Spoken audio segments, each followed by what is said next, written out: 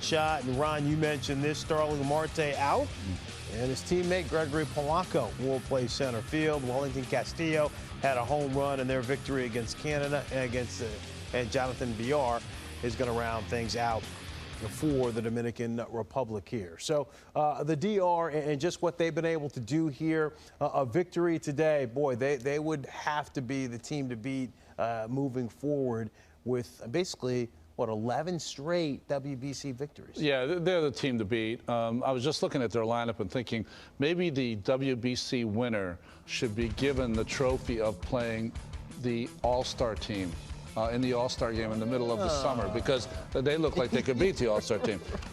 Dominican Republic have as deep a lineup as anyone in the game. I think, though, the key is that the United States and Colombia are the two teams that are trying to advance. That's going to be the battle. All right, let's set up a scenario for you. We don't go crazy with these scenarios because they can get a little crazy, but if Colombia wins, these are both scenarios if Colombia wins today, if they allow 6 runs or fewer and the USA wins, then Colombia would advance and the USA would play the DR in a play-in game on Monday. So there's a scenario where Colombia could win, the USA could win, Colombia could advance, and the United States would have to play the DR. That's very interesting. And then one more, if Colombia knocks out the DR today and they allow more than 7 runs and the USA beats Canada, then the USA is going to advance, and the Colombia and the DR, they would do it all over again tomorrow. So, I mean, there are a million different, scenarios. We don't want to bog you down with too many of them, and obviously they will unfold as these teams round out these games. Especially, I think it's even more important.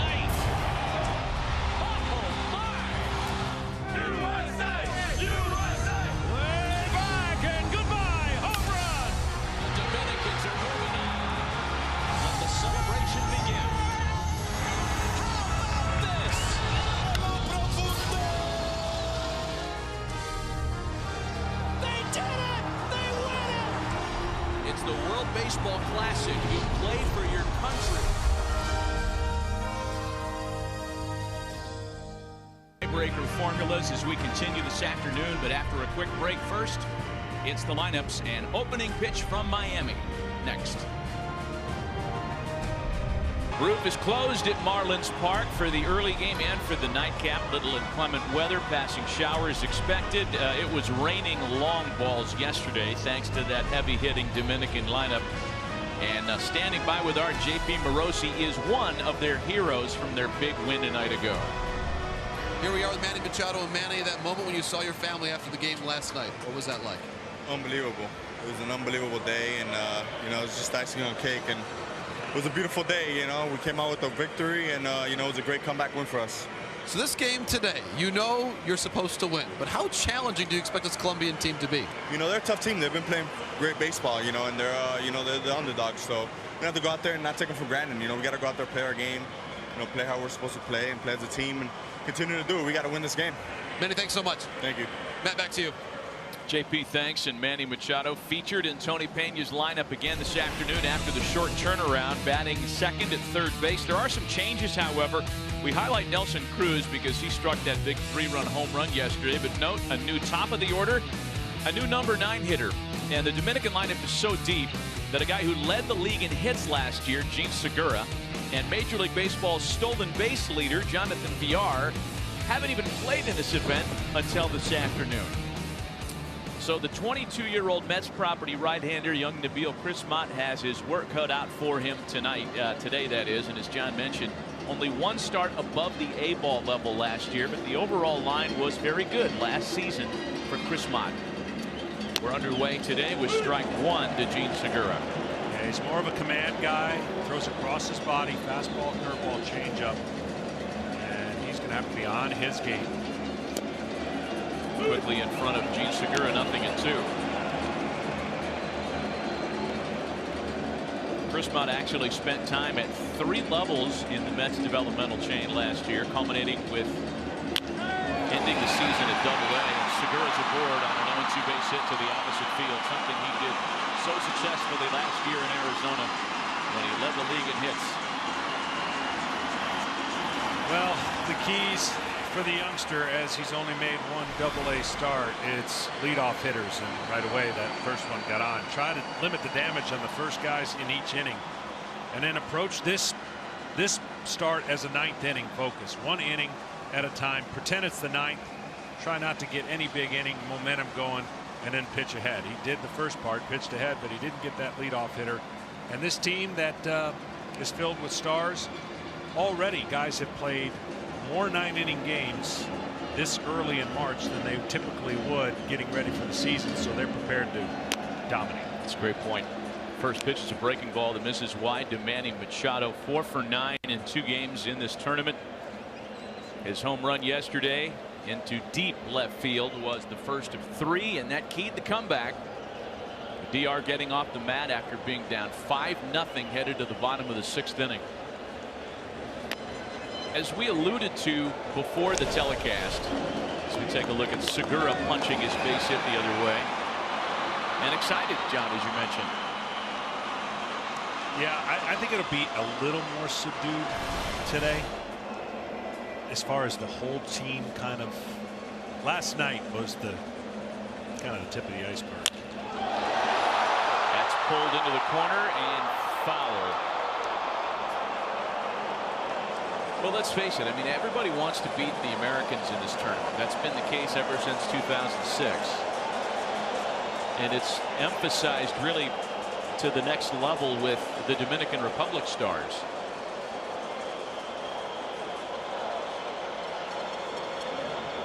It's like what the Warriors and Cavaliers face in the NBA. If you can't win it all, then at least, you know, beat the best team in the league when you have a chance on the regular season schedule.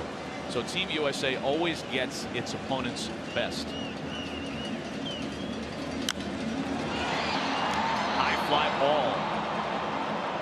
Really high fly ball. Mauricio Ramos is there. There's one away. Well, speaking of the U.S., they're going to be fans of the Dominican Republic in this first game. Yeah, that's a good point. It gives them a little more cushion in a way that they could not necessarily have to win against Canada. But if Dominican wins and U.S. wins, it's a sealed fate. They move on. The tiebreaker formulas are really hairy, and we'll kind of get through each of them in the early stages of this one. 1 out, 1 on now for Robinson Cano, who DHs in the quick turnaround this afternoon. But as John mentions, the easy points are this: if the Dominican wins this one and the U.S. beats Canada, 2 outcomes, let's face it, that are somewhat expected, then the Dominican Republic and U.S. move on to San Diego. But if Luis Urueta's Colombian team can pull up the upset here, then we get into the hairy formula, and we'll talk about that in just a bit. 2 balls and a strike to count to Cano.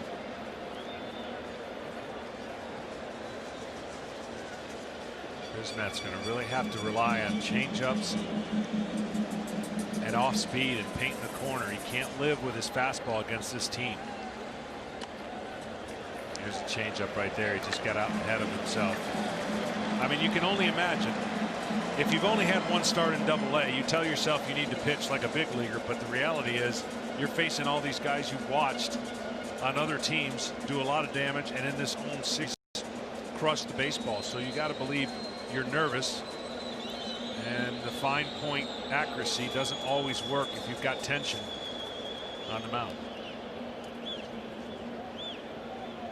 Cano just 1 for 7 so far in 2 games in the tournament. Really the only DR hitter to not quite get it going, and he's aboard on a 4-pitch walk. So Chrismont in some early trouble, 1st and 2nd and 1 away.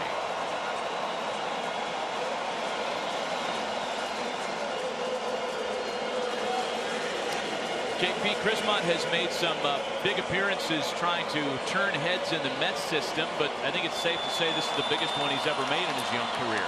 It certainly is, Matt, and at the very least his manager has a pretty good scouting report on young Chrismont, because Luis Urueta's parents both taught Chrismont while he was a student at the British International School in Barranquilla, Colombia.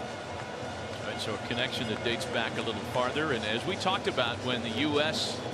was able to overcome Colombia on Friday, this is a team that plays together all year. unlike some of the squads in the World Baseball Classic that are cobbled together last minute like just for the sake of these 2 weeks. I would think this would be the toughest matchup for Chris Mountain. The way his ball comes back and leaks over the plate. This is a guy you don't want to miss middle in at all in Bautista. Jose Bautista had 4 runs batted in the Dominican Republic's opening win over Canada. That included a 3-run home run that really iced the night. 7 straight years of 20 or more home runs as a big leaguer. 0-1 to the 6-time All-Star. There goes Segura. Throw down to third is too late. Gene Segura stole 33 bags last year as a Diamondback.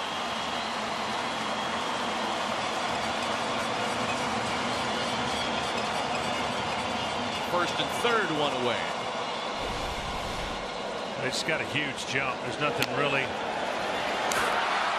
It steals it on the pitcher. Pitcher's trying to focus so much at what's at home plate.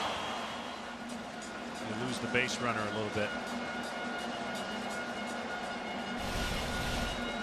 A ball and a strike to Bautista. 2-1 now.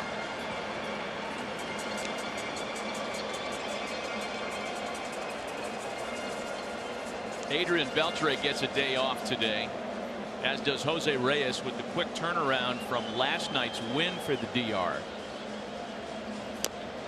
But as we mentioned, the lineup really doesn't miss a beat, because when you can plug in Segura and VR as reserve players, what a luxury that is for Tony Pena. What a great 2-1 changeup he threw to Bautista. I'm sure Bautista's sitting on fastball middle in. So Alfaro rather sets up in there, and it just missed. He's pitching him the way he has to. He's gotten every pitch he wanted inside. Tried to paint the inside part of the plate, just off the plate. Full count pitch to Bautista. Into left field. Ramos gliding under it to make the catch. It'll tag and score Segura. And 2 outs into the afternoon. The Dominican Republic is on the board.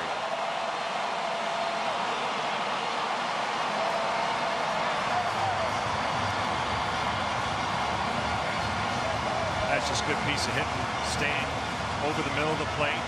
That pitch was not as good as the changeup he threw earlier. Still okay, just limit the damage. This could have been a loud noise right here. See how much he was in front is the only thing that kept that ball from staying in. Hitting it in front foot, still getting it to the track. Telling his teammates, yeah, that was a changeup. Here is Carlos Santana now, 2 for 4 yesterday. Had 2 big singles in each of his final 2 plate appearances. He was a big part of that rally as the first one to him bounces. Alfaro has no chance, and Cano gets to second.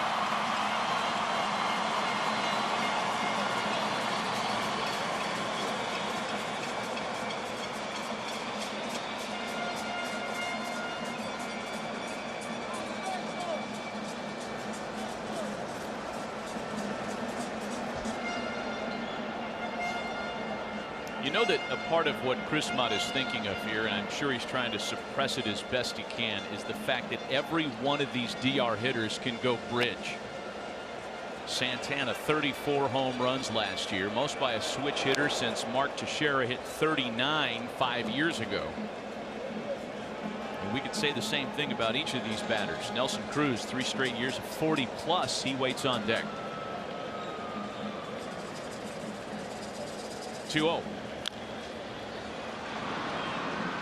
2 balls and a strike to Santana. You know, the other thing that's at play here for the DR, when you think about the long run and trying to win it all, they win. They have a day off tomorrow. They fly to San Diego. They will play on Tuesday and then have another day off. So much like the formula here, where they played, had a day off, that sets your roster in a good position with your relievers, which they're loaded. Just keeps them armed and ready to go. Yeah, they're in pretty good shape for moving on here. Strike to make it 2-2. Again, we'll get into the tiebreaker scenarios, and we'll start that conversation next inning because it can get a little convoluted.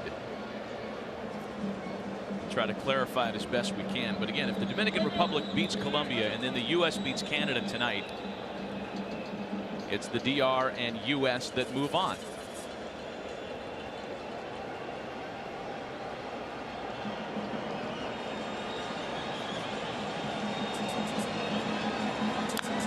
Two to Santana, bouncer to first base. Ronaldo Rodriguez does it himself.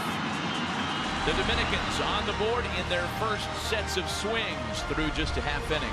It's 1-0 DR. Colombia, Donovan Solano, Ronaldo Rodriguez, and Giovanni Urshela lead it off. Solano and Urshela with significant big league time. Jorge Alfaro is a big-time Phillies prospect behind the plate. We highlight Adrian Sanchez, who has been one of Colombia's offensive leaders with a pair of extra base hits. Tito Polo, the number 9 hitter, really impressed us the other day with great defensive play against the U.S. They will face 27-year-old Milwaukee right-hander Willie Peralta. Willie Peralta, very athletic delivery. You're going to see how smooth he gets rid of the fastball, and he can throw it upwards of 96 miles an hour. Quick action on his pitches.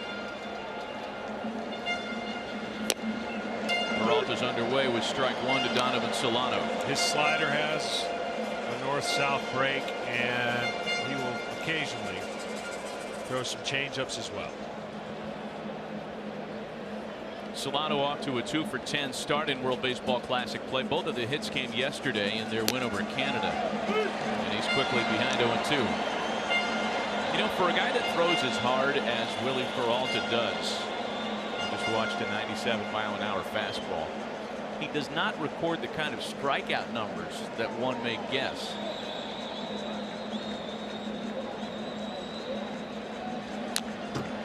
No, he doesn't, and that brings in the higher averages against his fastballs.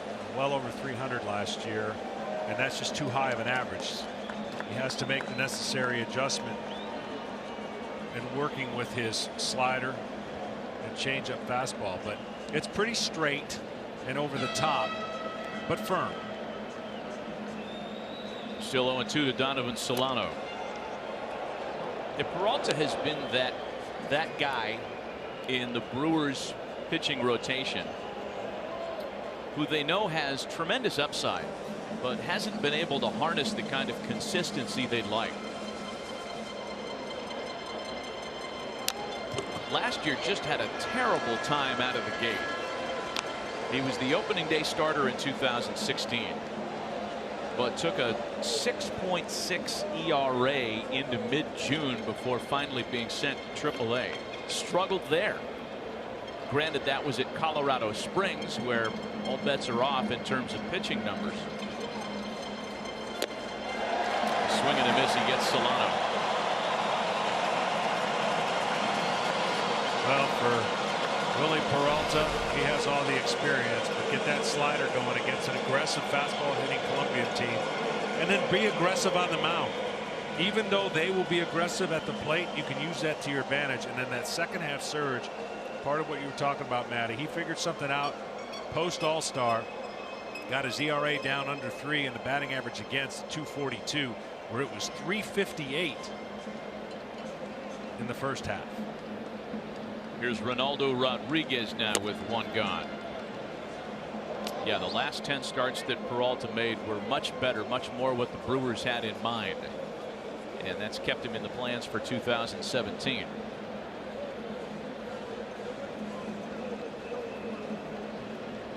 Just a 1-for-9 start to World Baseball Classic play for Rodriguez. Make it 2 for 10. And that rolls all the way past Cruz. Rodriguez can run. He's on his way to third. He'll get in there easily.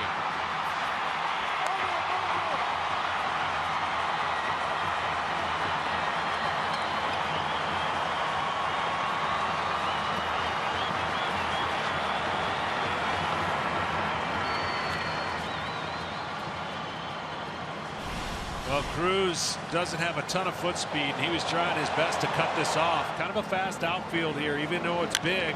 This ball's hit in the gap, and then Cruz just can't cut the angle off. And at that point, once it gets to the wall, like you said, an easy triple.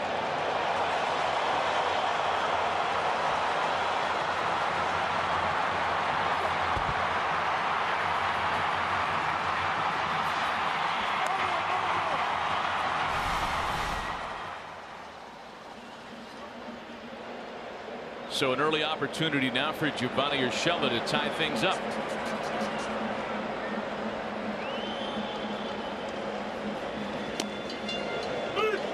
Takes an off-speed pitch for a strike. Urshela also 1 for 9 through Colombia's first 2 contests in this tournament. A .274 hitter last year at AAA Columbus.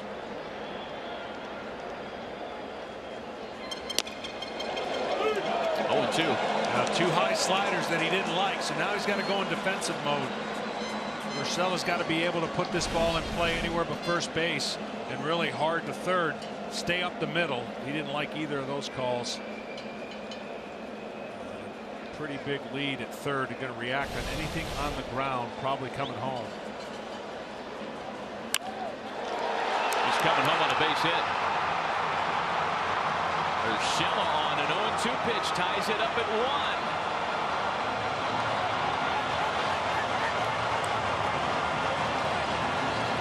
That's a great job right there of protecting. The first 2 sliders were high. He didn't like them. This one was better and down, and he just didn't try to do too much. That's the difference between free swinging and getting the bat on the ball.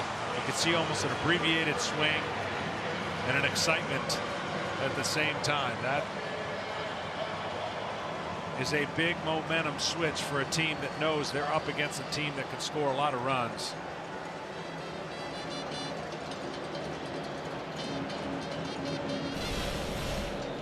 So that'll bring up Philly super prospect Jorge Alfaro. We are yet to see the prodigious power of the Colombian catcher in this tournament, at least. That one hits him. Peralta not making his life much easier to start this ball game.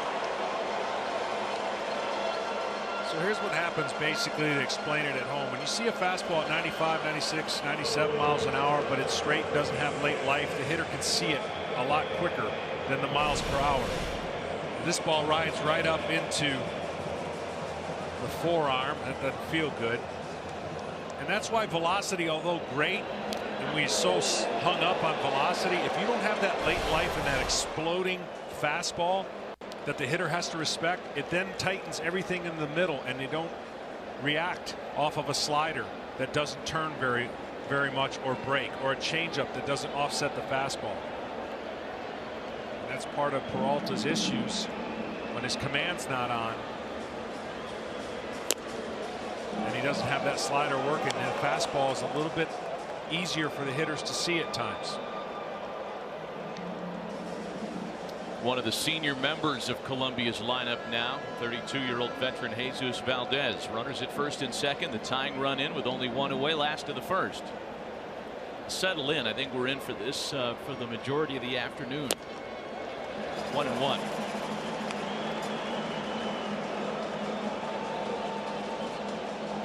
For Jesus Valdez, the last year he played in organized ball in the States as major league property was way back in 2012. 9 minor league seasons, the last of which was a good 5 years ago. Behind 1-2. He has since played regularly in Mexico, where last year he put up a .308 average and 18 home runs, team leading totals for Yucatan.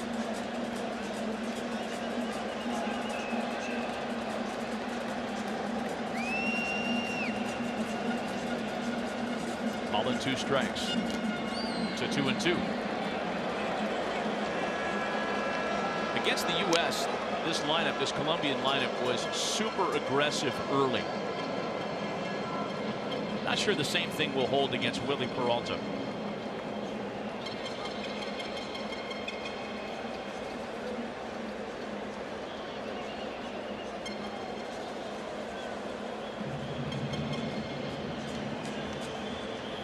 Two pitch, he gets him swinging.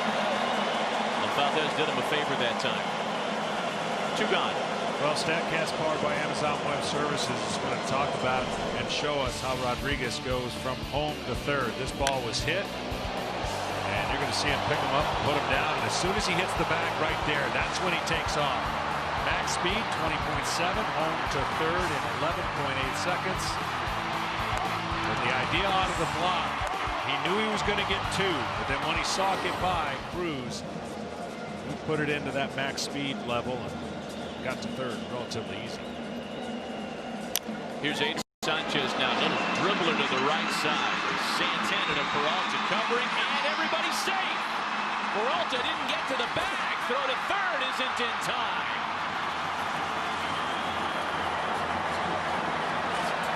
You know, when I first saw it live, it sure looked like Peralta got the bag. It did look like he got it with his back cleat. We've got no replay, of course, by the rules of this tournament. So I'm sure the replay is going to determine if that by first sight correct or not. But the toss gets there, and it looks like he gets the back corner and kicks it. Oh my goodness. He's out. He's out. Right there, you can see you can feel that. Pitcher knows when he hits the corner of the bag, and just the whole anticipated play there by the first base umpire saw Peralta's momentum coming across the bag, and it looked to him, obviously, that he didn't touch the bag. That's really a shame for the Dominicans, because that gets him out of the inning. You know what? I think that's right there. That last swipe. Yeah. That last kick almost looked like he had missed it in an attempt to kick it again. Kick it again. Yeah. Again, no video replay in the first rounds of the World Baseball Classic. No challenges. You get to the championship round in LA, then the rules replicate those of Major League Baseball. That ball scored as an E1. The error hung on Peralta, and it loads the bases now for Mauricio Ramos.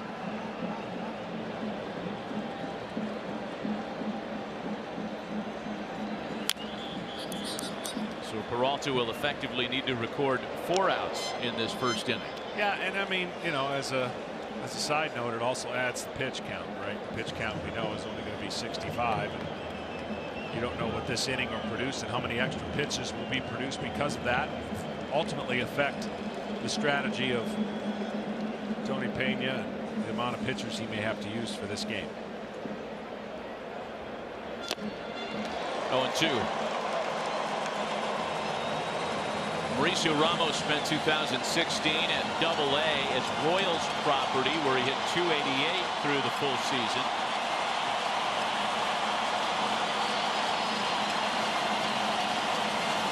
A 25-year-old outfielder with a chance to deliver a lead here.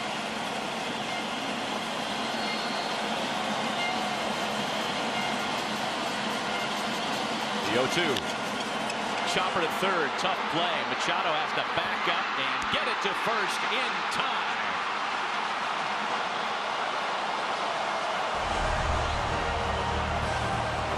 Another close play at first base. The fabulous Manny Machado with a throw just ahead of Mauricio Ramos. We're tied at 1.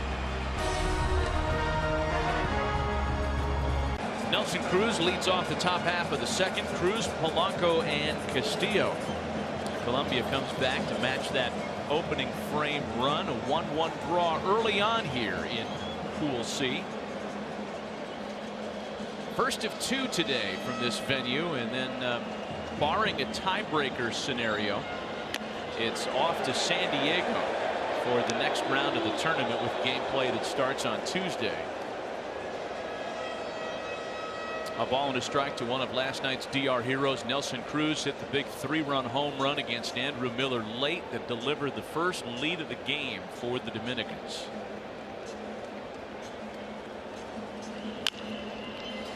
Jam shot ground ball to the left side. And there's one away.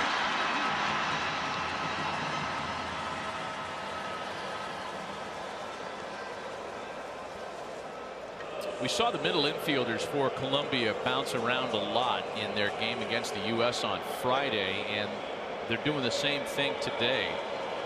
J.P. Morosi talked to Luis Ureta about that on Friday night, and it was explained that they like the arm of their second baseman a lot, Adrian Sanchez. So they'll actually flip him with Solano on the occasion they think that the left side's going to be real active. They're back to normal now.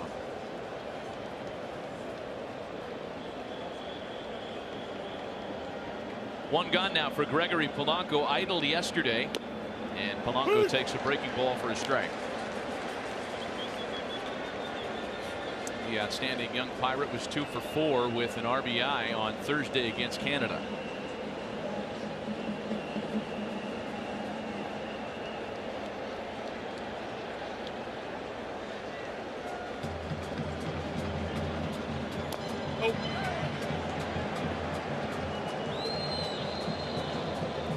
Smith's doing everything he needs to do to try to figure out a way to navigate. Both he and the catcher moving the ball, jamming the right-handers, off speed with some left-handers. So far, so good. He survived that first inning with only 1 run given up.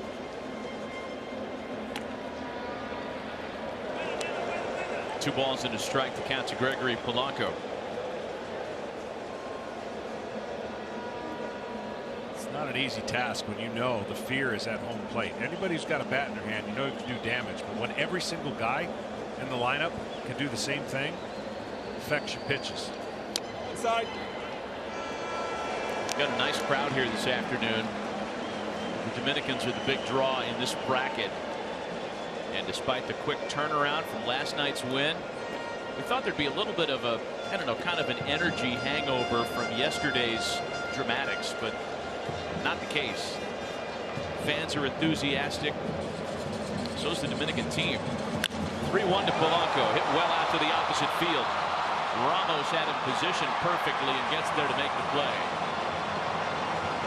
Well, earlier in the previous inning, Manny Machado made an incredible play, and StatCast powered by Amazon Web Services is going to show us what kind of play he made. He's falling back. He makes the throw. That arm strength is ridiculous. He has nothing going forward to make that throw. So he has one of the best arms a third baseman could possess. And the transfer and just the way that he made that play with the bases loaded, I'm telling you, it was a very difficult play that he made look somewhat routine. Yeah. We're spoiled watching that guy. Here's Wellington Castillo now. He has homered in the tournament. Had an RBI base hit last night in the upending of the U.S. The outfielders, see how deep they're playing. They have to respect the power. Anything is going to fall in. Anything that's not hit perfectly will fall in for a hit for the DR. Because their pitcher does not have an overpowering fastball, they have to respect the power and cut off as much as they can with this big spacious ballpark. I mean, that's as deep as you're going to see most teams and most outfielders. Now we got creeping in a little bit. He must have heard. I think he's got an earpiece. 2 balls and no strikes to Castillo. All outside. We've said this a lot about the Colombian team. Between what they do with Sanchez and Solano, you know, switching spots based on a pull hitter, where they've been positioned defensively, their advanced metrics, whatever defensive tools they're using to position their defenders, have been working well. And I think that the incorrect assumption that many fans may make is that, well, you know, they don't play baseball at such a high level in Colombia. They probably don't benefit from all the advanced scouting data. That is not the case. These guys are very prepared. Their brain trust, Luis Urueta, who you're seeing there, and TJ Lucida from the Diamondbacks front office, they're using a lot of the intel that they've gathered for the big leagues for their employees. And I'm sure a lot of stuff that we don't even know about. And it seems that they've been in the right place at the right time all tournament long. There's the full count pitch home to Castillo. It's fouled away. Plus, you know, the other thing that's at stake for Team Colombia is as long as they don't finish last in the pool, they qualify for the future events of WBC. The last place teams in each pool has to go through the pre-qualifier. That's a good point. So as much as they've come and how they've gotten to this point, you saw that first win yesterday against Canada. Still a lot for them for the future of international play. The next payout pitch home. Popped up, way up. Hey, call the ball, Maverick. Jorge Alfaro's a big man. He's going to knock anybody over. And Giovanni Urshela had no choice but to yield to him. Nothing in the DR second as Nabil Prismat gets through them in order. 1-1 ball game in Miami.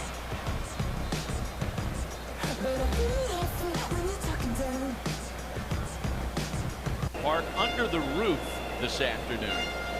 Jonathan Solano leads things off in a 1-1 tie for Team Colombia. Fly ball out to shallow left for route number 1. So we're doing the second game as well? As far as I know. Okay. That could change, though, depending on how we do the next 8 innings. Don't tempt me. You know, the schedule is such that the doubleheaders are just born of necessity because spring training's going on, as we well know, and as we were just reminded on the screen. And these players have to be returned to their major league employers at some point. So in order to avoid a 3+ week tournament, there are a lot of doubleheaders in World Baseball Classic play. 2 here in Miami. There's 1 in San Diego coming up next week. Other venues, other pools have also had days with back-to-back doubleheaders. The good news for the players is the quote-unquote doubleheader isn't the same team playing 2 games in the same day. It's just everybody in the bracket. Back later on today, Italy takes on Puerto Rico. And then back here, it's Canada and the U.S. Mexico and Venezuela from Jalisco wrap up the night. That pool has been fascinating down there. Puerto Rico is undefeated. Venezuela team has struggled. They were able to come back and defeat Italy yesterday. Mexico's 0-2, which is really surprising given they're the host country down there. There's a lot of major league talent on that team as well. Swing and a miss by Tito Polo. 2 quick outs for Willie Peralta. See, there's a difference. When his fastball's down over the top and holds his plane, it's much more difficult to lock in on. But when it floats over the middle of the plate, that's where Willie Peralta, especially the home ballpark he pitches in Milwaukee, he's going to give up a lot of fly balls and home runs.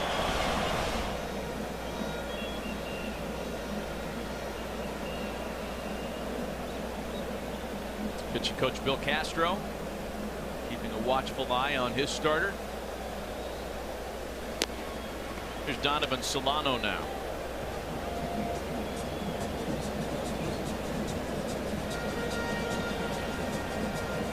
In the wee hours of this morning, the bracket in Japan got underway at the Tokyo Dome, and it was a sold-out crowd that watched Japan beat the Kingdom of the Netherlands in extra innings this morning. 8-6 the final score in that one. It's a fun finish to that game because the World Baseball Classic rules state that any tie game headed to the 11th inning starts with a runner at first and second. And Japan, being as fundamentally sound as they are, they execute the bunt, they get runners to second and third, and then a base hit drove in 2, and that would prove the winner. I loved it. I loved watching it. The discussion, the strategy, what to do, visiting team, how do you perform the top half of that inning, and then of course changes the strategy for the home team after that. Yeah, it was fun to watch. A 6-6 tie headed to the top of the 11th. So Japan started that inning with runners at first and second. Sack bunt. The RBI base hit. Bottom of the inning, Kingdom of the Netherlands had an opportunity. They too started with runners at first and second, but were unable to score. And Japan wins the first round, the first game in Pool E. Full count now, 3-2 to Solano. It's interesting you were talking about spring training and returning to their teams. We watched this pitch and the check swing. The team, it might surprise you, the team that is affected most by this tournament. Would you have a guess who that might be? Are you talking schedule or the numbers of players? No, the numbers of players that vacate their spring training site. A swing and a miss by Solano. We'll tease that for next Oh, you're not going to tell me? No. Stay tuned, everybody. I actually know the answer. Do you? I read it. Oh, darn it. Should I tell you? Yeah, go ahead. Hanshin Ham Fighters. I know, I'm in U.S. starting in the wee hours of the morning at 6 a.m. Eastern. The Kingdom of the Netherlands takes on undefeated Israel. They've been one of the great stories in the tournament so far. A resurgent Jason Marquis leading the way on the mound. If we need a tie, a play-in game rather, it'll be here at 6 Eastern. Same story for Pool D. If a play-in game is needed in Jalisco, Mexico, that'll be the final game of the night. There are all kinds of tiebreaker scenarios. We'll start getting into that for you this inning as Jonathan Villar leads off in the DR third. And Villar has a base hit. This guy has turned into one of the best players in the National League. Leadoff hitter aboard, and let's get to the first of a number of tiebreaker scenarios. This is a little complicated, so we'll try to break it down for you. If Colombia beats the Dominican Republic here, and then the U.S. beats Canada tonight, this would be the tiebreaker scenario. The team that's allowed the fewest runs per inning would advance to the second round, and you can see the breakdown here in terms of the runs and the innings played. The other two teams will have a play-in game on Monday, and it would come from this group of teams here. The Colombia squad, the U.S. and the Dominican Republic. Canada would be out of the mix at that point. What if, and I know what you're asking, what if the Dominican Republic wins this game and Canada beats the U.S.? Well, here's what that would look like. Again, the team with the most runs allowed per inning would be eliminated in this sense, and then the other two teams will have the play-in game on Monday. The Dominican Republic would be there, and it would be between Canada, Colombia, and the U.S. to find out who joins them. I know it gets hairy. Here's the easy math. If the Dominicans win and the U.S. wins, they're both going to San Diego.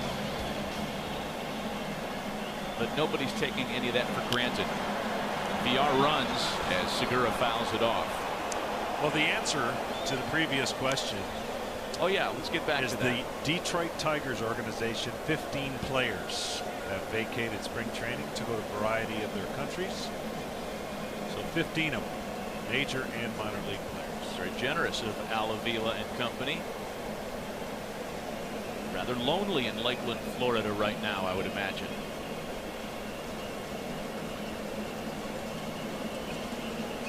Oh, and 2 the count to the leadoff hitter Gene Segura, who singled and scored in the top half of the first.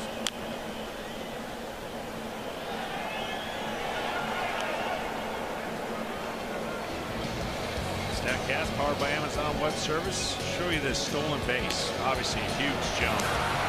No contest at third. Look at the max speed. His lead was 16 feet. That speed of 21 miles per hour is why this man stole so many bases last year. It's a dying art, is the stolen base. I'm afraid you're right about that. The guy at first base is Chris Mott has a little conversation with his first baseman and catcher. The guy at first base, Jonathan Villar, was Major League Baseball's stolen base leader last year, and if you were to have taken odds on opening day as to who might earn the stolen base title in 2016, Jonathan Villar was probably not even listed on the board.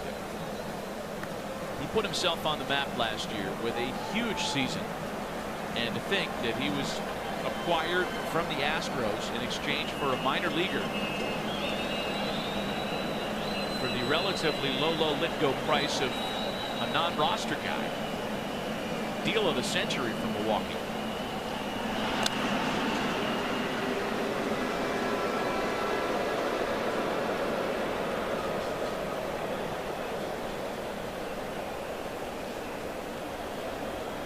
Oh, and 2 the count to Gene Segura.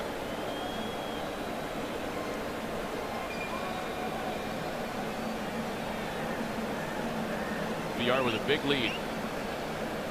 And there he doesn't go. He walked his way down to second base and then thought better of it. It's a good thing, too, because Segura struck out.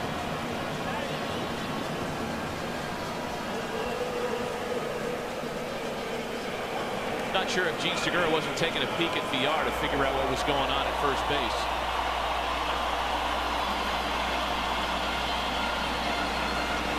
Well, at some point, second. Another great changeup away. It's been the pitch.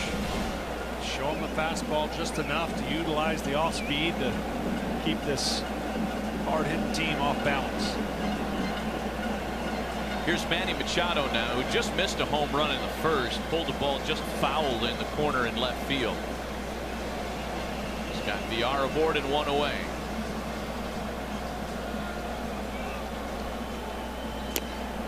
VR's getting a huge lead. Anytime you're beyond the cut of the grass.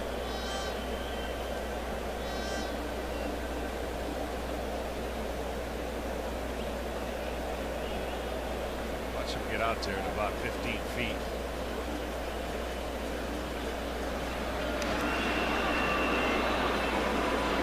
Detractors of Jonathan VR, and there aren't many, they will point to the caught stealings.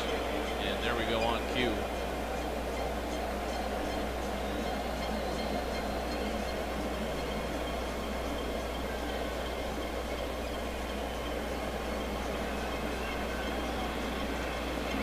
Wasn't just stolen bases, though. He hit 285 with power, 19 home runs. There he goes, big jump, and no throw down by Alfaro.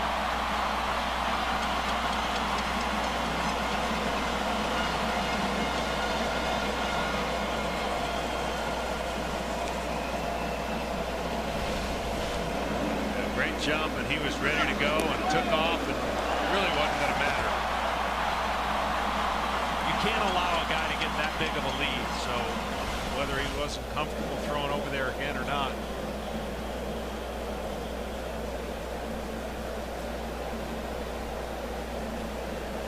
A ball and a strike to Manny Machado.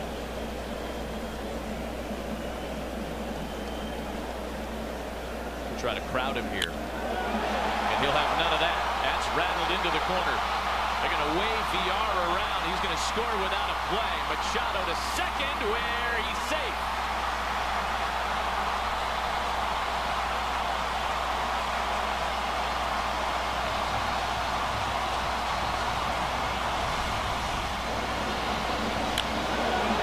Well, he almost, I think, in this at bat was set up to think inside was Machado, because that pitch was in. He knew exactly what he was going to do with it.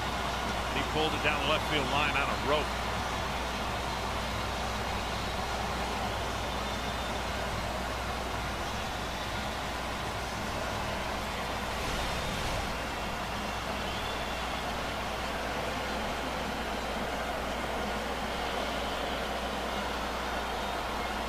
Well, it's two different innings. Leadoff guy gets on. So dangerous for the Dominican Republic team. They scored in the first after the leadoff guy got on. They've scored already here in the third. That was a big part of success for Crismatt, was to be able to limit that faction of it. Robinson Cano now. It helps when both of those guys who got on base to lead off innings are fast, and Segura and VR both stole bags en route to scoring the 2 runs.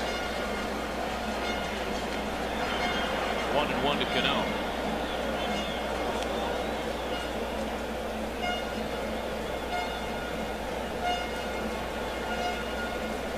Jose Bautista waiting on deck for the Dominicans. A 1-1 count with a run in and 1 away to Robinson Cano.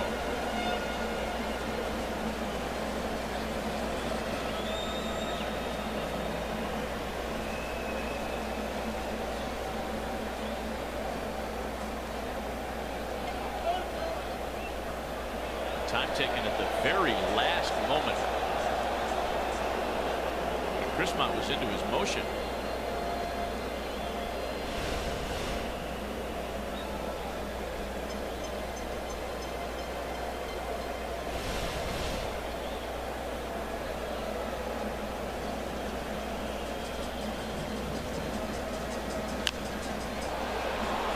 Ball and 2 strikes. You know, thinking about Jonathan VR and Gene Segura, who until today were the only 2 Dominican position players yet to appear in the tournament. And neither one of these guys was given like the golden road to the big leagues. They both had to earn their keep. Segura's been traded a handful of times, and so has VR for that matter. He was originally Phillies property back in the day. It was a part of the Roy Oswalt deal a number of years ago. VR, J-Hap, and Anthony Ghosh for Rapid Roy.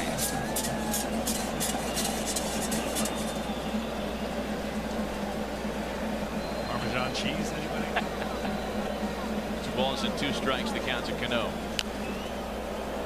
Gene Segura traded this offseason. He is now applying his craft in Seattle, and it's really hard to imagine. I mean, that's how much the Diamondbacks like Taijuan Walker. To give up a guy who last year hit .319, stole 33 bags, hit 20 dingers. It was one of the most complete lines in the National League last year, and he's only 26. They sent him packing because they wanted pitching. Breaking ball off Chrismont. Solano's got it and recovers in time to get Cano.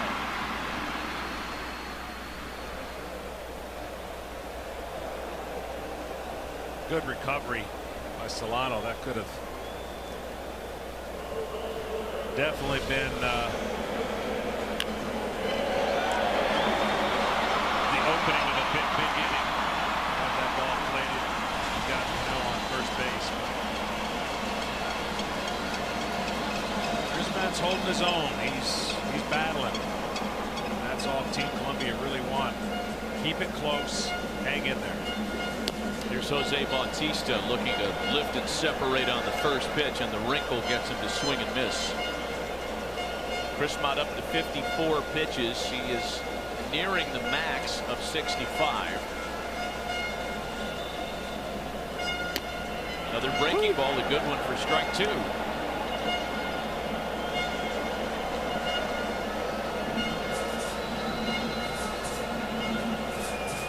VR singled and scored.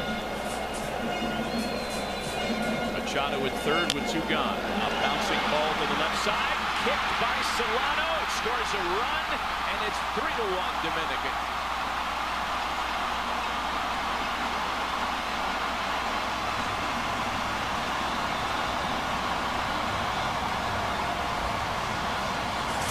That ball was hit off the end of the bat. And Solano goes into the hole, and that thing has some funky spin, I guarantee you. And unfortunate. Team Colombia, anytime you get a weak induced ground ball, watch this ball. Top spin right there, kind of rides up. And once he doesn't glove it, Bautista still has enough. There's the spin and hits him on the heel.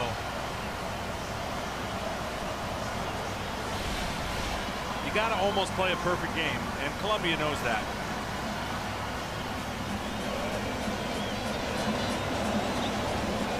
Good mound visit early here to settle down the young pitcher. Walter Miranda, the pitching coach. Marlins fans, folks in this part of the world, might remember Walter. He was the second player that the Marlins ever signed when they were born in 1992.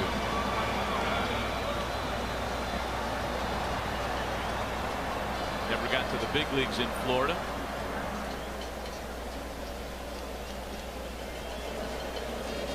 So the inning continues now for Carlos Santana.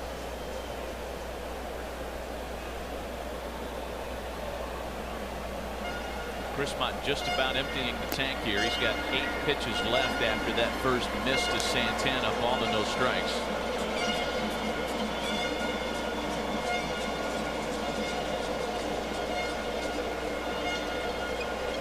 Singles in each of his last 2 at-bats yesterday as a part of the uprising against the U.S. for the Indians switch hitter. He takes a strike. It's 1-1. Carl Triana's up in the bullpen for Colombia. They'd prefer getting him in there in a clean inning in the 4th.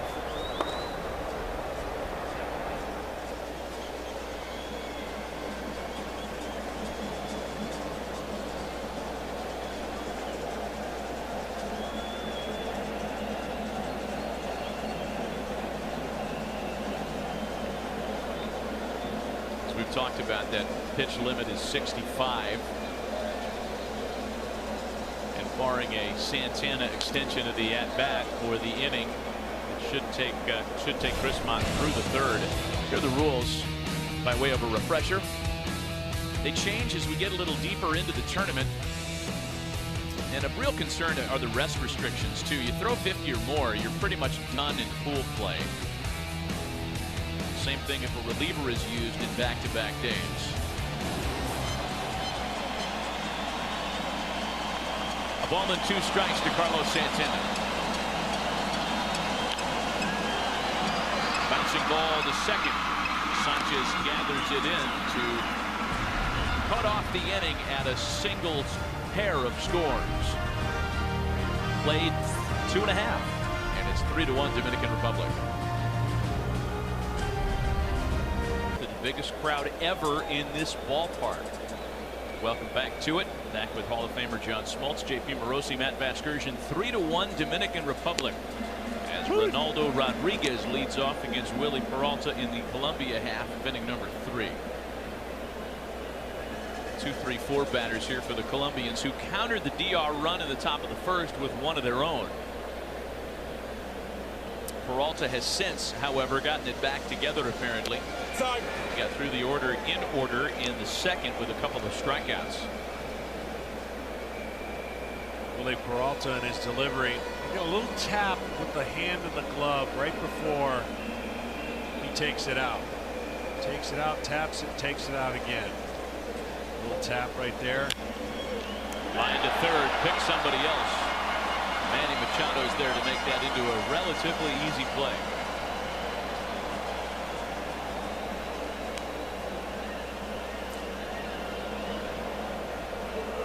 Hey, you want to learn a little bit more about Colombia, John? I do. Well, I can start by telling you it's a big place. Second largest population in South America. Only Brazil is bigger in terms of folks, and the capital city is Bogota, as we know. It's way up there too. 4th highest altitude of any capital in the world. And who'd have known it was the 3rd largest producer of coffee in the world? I thought it was first. It's Brazil and Vietnam who make more Java. You ever had Vietnamese coffee, John? I've never had coffee, period. Oh, that's right. I forgot who I was talking to. Giovanni Urshela lets a fly ball out to right center. Not one time, huh? No. Look, I love ice cream, but I don't even think I can have coffee ice cream. Wow, just not no one taste. Because, you know, not to digress, but I will, as with 2 out, Jorge Alfaro digs in. But the best part about this week for me has been the Cuban coffee. Yeah. And you don't have to take much of it, I see. No, just a little pinch between your cheek and gums. Alfaro out in front, 0-1. I can drink 2 or 3 of those little Cuban coffees and feel great. If I have a cup of that, you know, American truck stop water, yeah, makes me nauseous. Not that I'm a coffee snob, but man, it's the purest, cleanest coffee you'll ever have. So we figured out the time lapse on the Cuban coffee for the day. Is there a crash coming at some point? No, no crash. No, I'm a big advocate of that for that reason. 0-2 to Jorge Alfaro.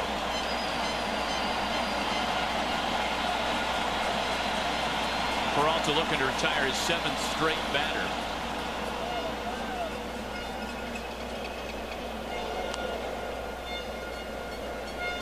We had advertised the prodigious power of Jorge Alfaro prior to the game on Friday night, because still fresh in the minds of his teammate and manager were the 2 tape measure home runs he hit against Grapefruit League teams in preparing for the WBC. Really put on a display. It's been quiet here, however. 2-2. Part of the rebuilt Phillies. Whether or not he has an opportunity this year remains to be seen, but in the minds of many, the Phillies are a team on the rise.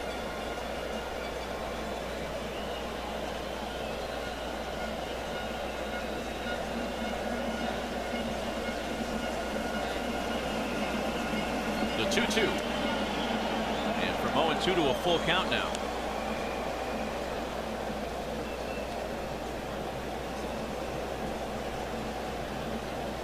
Alfaro is Rangers property, came in the Cole Hamels deal a year or so ago. The Rangers seemingly have prospects just coming out of their ears to trade, to call up. The American League version of the Cubs in that regard. Up the line again, pick somebody else. Look at Manny Machado. Oh, Carlos Santana hit him right in the frying pan. Wow. Wow is right. He threw that ball 12 feet beyond the foul line when he. I mean, this is right on the money. Oh, man.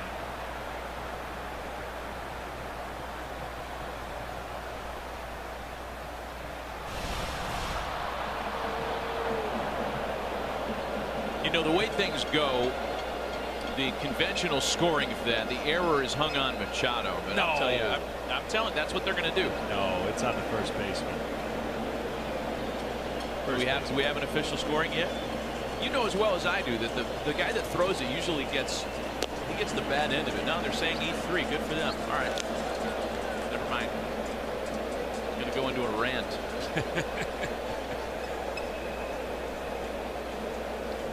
Jesus Valdez now gets an opportunity after the error. What a play. It's the one position that the Dominicans lack, you know, a true player at his first base. Santana DHs now. That's the end of the story. Came up as a catcher, played some first base. He's fine over there, but somebody who perhaps plays that position every day is able to make that play.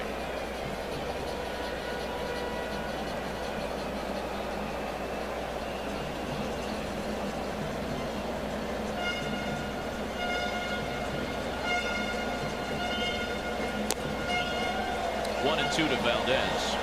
This is the second inning, the second of only 3 in which Peralta's had to effectively pitch 4 outs. Remember the blown call back in the first forced him to go 1 at-bat deeper that inning. Machado bailed him out there with a great play with the bases loaded.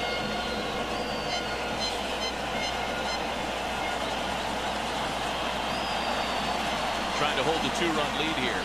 The 1-2. Got him. He'll do it himself. 5 strikeouts for Willie Peralta through 3. Nothing comes of the error. On to the 4th. 3-1 Dominican Republic. Perhaps a little weather in the neighborhood. The roof has been closed here at Marlins Park. And it will remain that way tonight for the U.S.-Canada game, we're told. And a great host for pool play this weekend in Miami. Nelson Cruz leads things off against a new pitcher on the mound for Colombia. 24-year-old Carl Triana takes over on the mound. See the numbers with the Rail Cats. Pitched independent ball last year. Last year as major league property, or property of a major league club that is, was 2013. Spent 3 seasons in the Diamondbacks minor league system. That's where he became familiar to his manager, Luis Ureta. Cruz with a base hit to left center.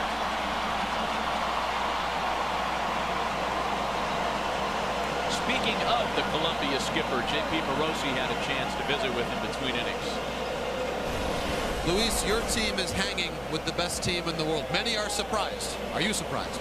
No, we're just playing a good game. I think it was hard on Christmas to face this type of hitters, but I think he did a good job. He gave us 3 innings to stay in the game, and now it's all up to our bullpen, you know, to try to keep the distance close and try our hitters to start swinging it. Chris Matt, one of the young players we have on this team, Chris Matt, is how can the future of Colombian baseball look after this tournament? Oh, it's got a bright future. I think many of these players are showing the world what we're about. And it's just part of their development.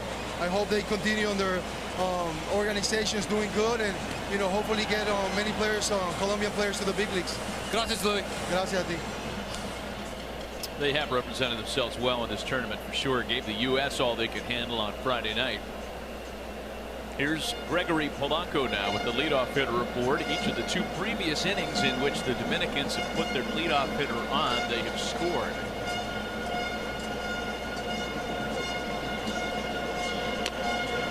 Polanco, as we talked about on Thursday, coming off a great year in Pittsburgh, in which most of the damage that he did was in the first half of the season. He finished with career highs in home runs and RBIs. Part of what a lot of people think is the best outfield in Major League Baseball, with Andrew McCutchen and Starling Marte. 1-2. Well, if McCutchen gets back to his form, I agree with that statement. That is 3 dynamic guys. That speed, power, defense.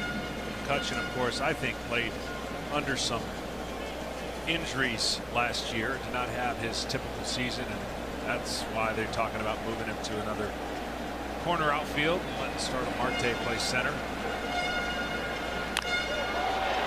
Polanco with a drive out to shallow right field. Coming on hard and unable to make the catch is Valdez. He was really deep in right.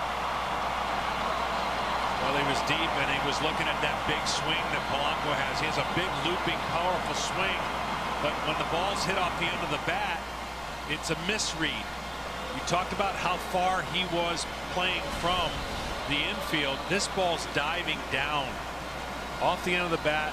Does not have the reaction to an outfielder. That ball's floating, and then right about now it's starting to make its descent down. And unfortunately for the Colombian team, there's a couple plays they'd like to have back.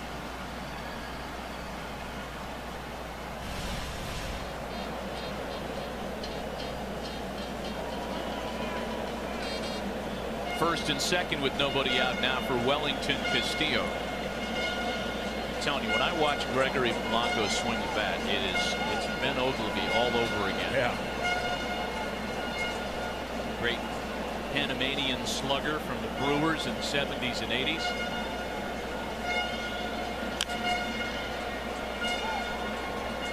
And we talked about that great athletic outfield in Pittsburgh. They have a lot of fun too. McCutchen, Marte, Polanco. They like to finish ball games and then celebrate. Yeah.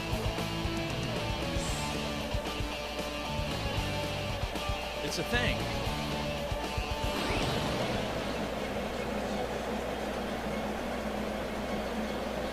And that group has a chance to stay together for a while. I know that McCutchen was shopped in the offseason. His name was kicked around in trade circles, but they've got Marte and Polanco long-term.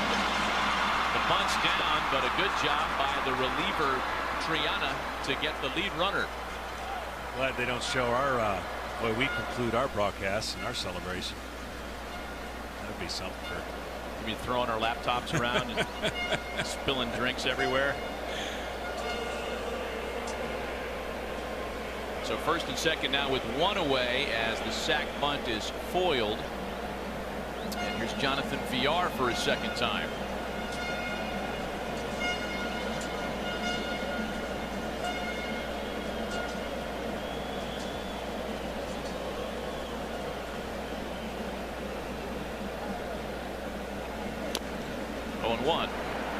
Villar singled, stole a base, and scored in the third.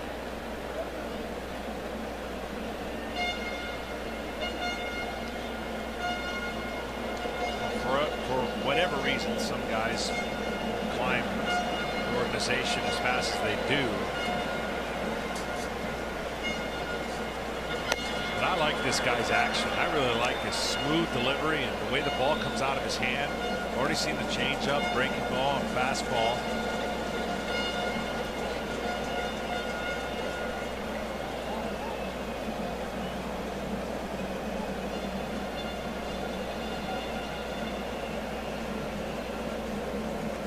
Triana's 0-2. Oh, we have locked up. Ball and 2 strikes now. Top of the order, Gene Segura waiting on deck. He's a smaller guy, crouched down. I guess caught it, making it look better than it actually may have crossed the plate. Bouncer to second, should be a pair. Sanchez to Solano, relays not in time. Took a little while to develop. Not to mention VR runs exceedingly well. A little deflection off of Triana. But another good pitch down, off speed. I guess just a little part of that in the glove, but the speed of VR wins out.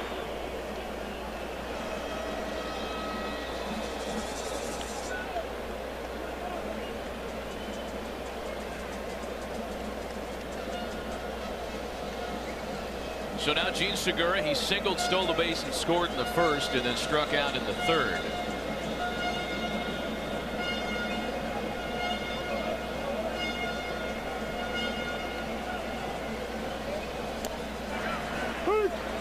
Gene Segura not only led the National League in hits last year, he led the National League in at-bats.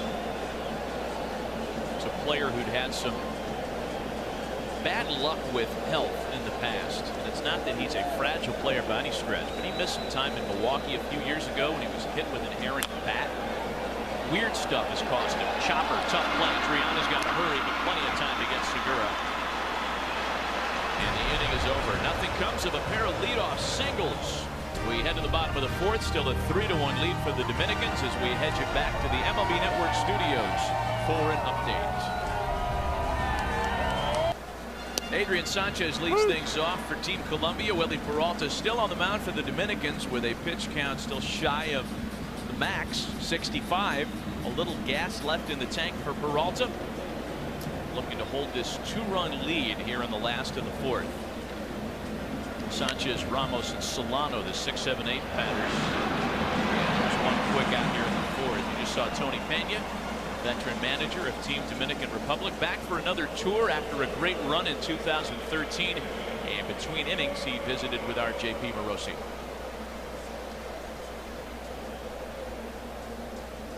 Tony, we talked about the expectations on Manny Machado. Went to high school 4 miles away from here. How has he delivered this weekend?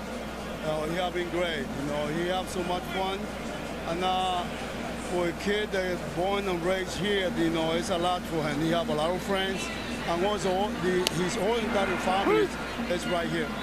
You've been in a lot of ballparks, Tony, in your life. Have you ever been in a place that was louder than this place last night? The only one that I remember is the Metrodome in Minnesota. You know, but this has been unbelievable. Last one for you, Tony. Is your team the best one in the world? I don't have to say it's the best team. You know, I think those guys, they came down to play and they play with the heart, and they won this. We just have to go all out. Gracias, Tony. Thank you. I guess you as somebody who I've heard talk about the volume at the old Metrodome before, you'd probably back up his statement that that was a loud place. Yeah, it was unbelievably loud. There's nothing for it to go out, of course, but more seats. Game 7 was as loud as the place Game 6 when they won it to get to Game 7. Couldn't have a conversation. Big swing and a miss by Ramos and a 3-pitch strikeout finished off by Peralta. 2 quick outs. 6 strikeouts for Willie Peralta today. He's gotten better moving the ball around, up, down, in. He's been great down, so that one elevating gave him a different look. First 3 innings wasn't maybe locked in. First inning, I should say, and then since it's been all in rhythm. Here's the DH this afternoon, Jonathan Solano.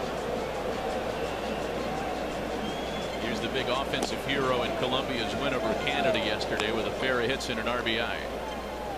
Of course, one thing that they did not have at the Metrodome in the 1991 World Series that they do have here is the constant soundtrack of Caribbean music, bells, whistles, drums, and cheese graters. That is true. With the rhythm, and it sounds like you've set off a car alarm in the parking lot until you come by and turn it off. Oh man. This was, after all, it was Miami was the home. Remember the Vuvuzuela craze in like 2010 or 2011? Those really loud, at the time, legal and encouraged instruments that folks would bring into the ballpark. I think it was during a World Cup year, because the soccer culture is such that that's a big deal. Bled over to the Miami Marlins that year, the then Florida Marlins. 3 balls and a strike to Solano. See, I guess with soccer, because they don't have a ton of action, that's part of the culture, right? Create action in the stands. Yeah. Baseball has a little bit more action than a typical soccer game, but they're bringing it here. There's ball 4 to Solano. He's aboard on a 2-out walk.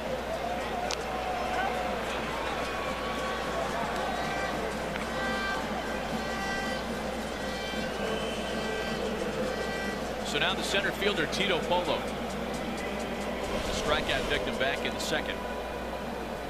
Good fastball, but catches the bottom part.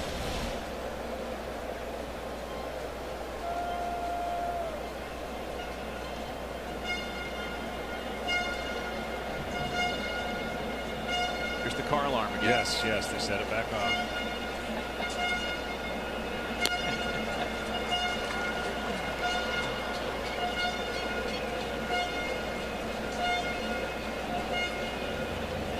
Conversation now between Castillo and Peralta after he missed on the first pitch to Polo.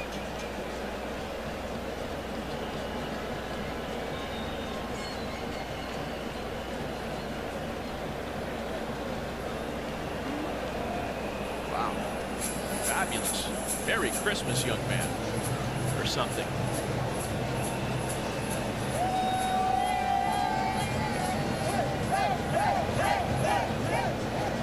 I didn't know the MLB Network programming executives were here today. Good to see everybody here at the ballpark. Every one of that outfit was like a CrossFit scenario where they tell you what you're doing cardiovascularly. Another conversation between Bill Castro and Willie Peralta, former Brewers pitching coach, current Brewers pitcher.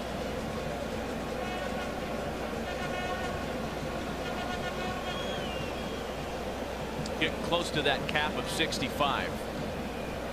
It's likely the last inning here for Willie Peralta, and what the Dominicans hope is his last hitter. 1-1 to Tito Polo. Kind of excited about the second game. We decided we would do alternate innings, just kind of Vince Scully style. You do an inning, I'll do an inning. Yeah, I'm looking forward to that too. I'm looking forward to listening to you do play-by-play. Chopper to shortstop. Machado's got it, and that'll wrap up the inning. Little road bump in the first for Willie Peralta, but 3 hitless innings ensue. And he's able to hold the Dominican Republic's 3-1 lead.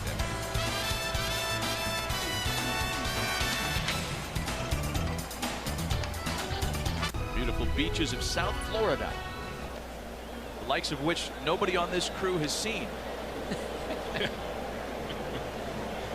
Manny Machado leads things off in the Dominican half of the 5th. Machado, Cano, and Batista with the DR on top by 2. A run in the first and 2 in the third.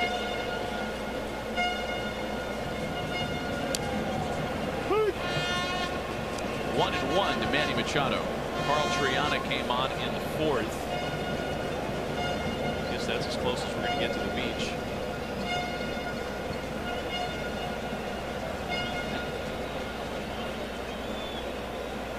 That, by the way, is an awesome fish tank. I mean, not for nothing. It's huge.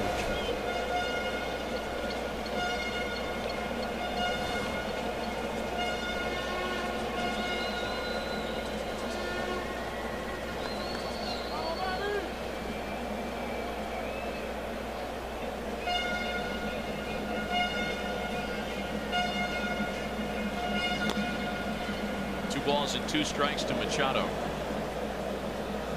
Manny has doubled in a run this afternoon, part of a 5 for 10 World Baseball Classic for him, making 5 for 11 as you see there.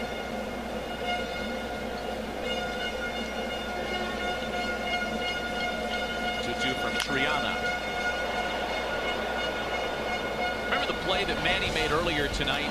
Today, that is, in the 3rd, ranging far to his right. We've become so used to seeing this from the all-star third baseman. Takes us back to 2013. This was just ridiculous. He knocked it down. He was 9 feet up the line and still had enough on the throw to get the out. Yeah, it's just unbelievable. I mean, the accuracy, that's what amazes me besides everything else that he does. He's always accurate.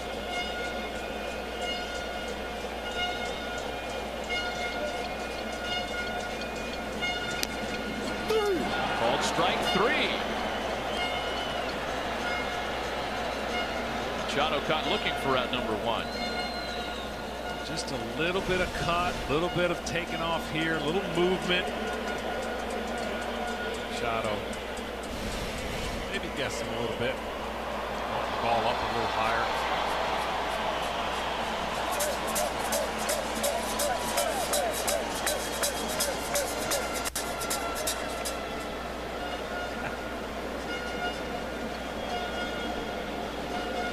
Here's Robinson Cano now with 1 away.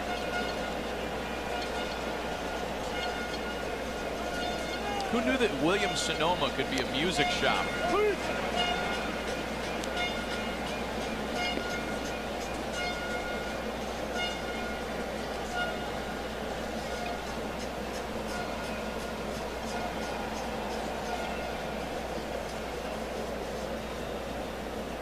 Cano 1 for 8 with 3 walks so far in WBC play. There's a drive out to left center field.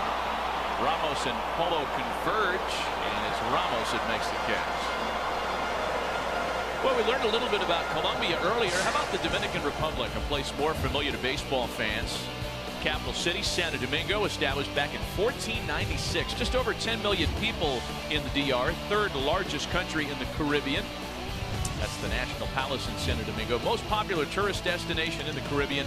Over 5 million visitors each year on the island of Hispaniola.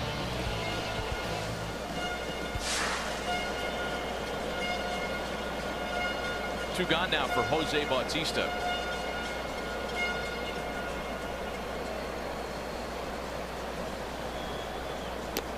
And we've heard rumblings these last number of months, if not years, J.P. Morosi, about a potential major league game played on Dominican soil at some point during the regular season. Yes, Matt, actually this week I spoke with Danilo Diaz, who is the sports minister for the Dominican Republic, and he told me that the federal government's goal there is to have an MLB game in Santo Domingo by the end of the current president's term in 2020. Wow. I mean, that'd be huge. They couldn't build a stadium big enough to put all the people in there that would want to attend. It is the national game in Dominican by a long shot. 2-1 to Bautista.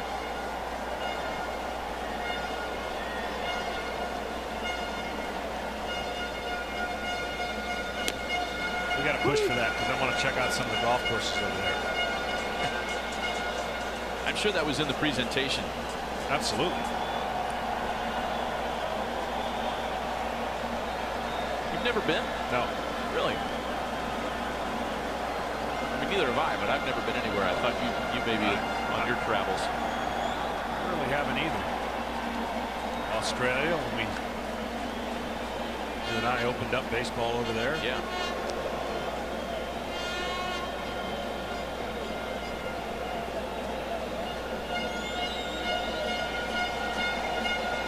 Two players born in the Dominican on major league rosters last year. We know it for a long time has been the main supplier of Major League Baseball talent from the international community. Full count pitch to Bautista. In the air to right. And Triana gets him in order in the 5th. Middle of the afternoon, the opener in our day-night doubleheader. The Dominican Republic still on top, 3-1. Cesar Valdez is the newest to pitch on the mound for the DR, taking over for Willie Peralta, who ended up with a very good afternoon.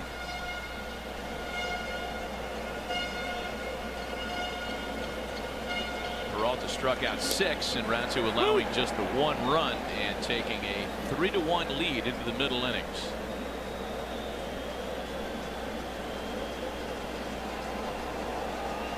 There is a John Smoltz bobblehead in there somewhere, and that one hits him. Solano's aboard.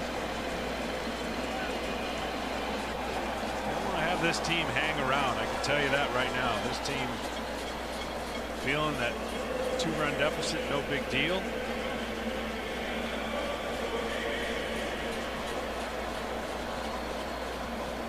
That man right there telling us before this thing started how much these guys have been through and how long they've been together.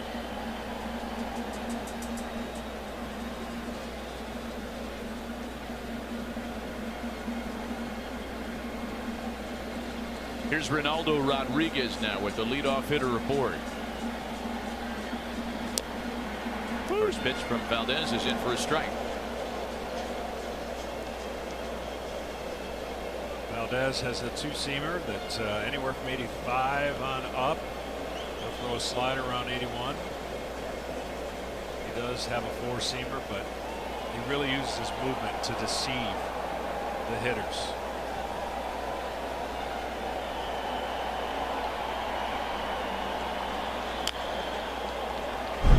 The Dominicans enjoy some terrific pitching depth. We've seen it in this series, of course. No shortage of closer candidates for Bill Castro and Tony Pena. And per the rules, JP, each team has a chance to bring up some pitching reinforcements if they get to the next round. Who's included on that list for the Dominicans? Well, Matt, for the next round, I was just told today, Irvin Santana is now part of that designated pitching pool. He replaces Bartolo Colon in that category. Also, Joaquin Benoit, the reliever, could join the Dominican staff as well. Wow, I mean, just spoiled by the riches of great position players and 2 terrific arms about to be added. Irvin Santana didn't have a Irvin Santana-like run with the Twins last year, but still, that's a guy that we'd love to add in a tournament format. 0-2 the count to Ronaldo Rodriguez.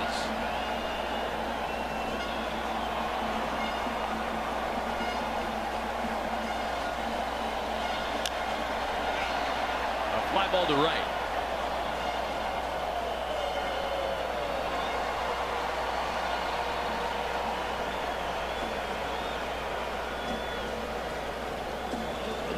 One gone for Valdez with a runner aboard here in the 5th. There's a good chance right here for Colombia. One of their guys with power.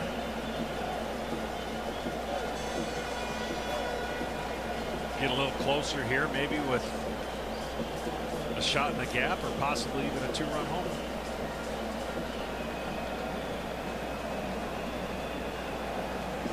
Here's Giovanni Urshela now. He singled in that run back in the 1st and takes a strike.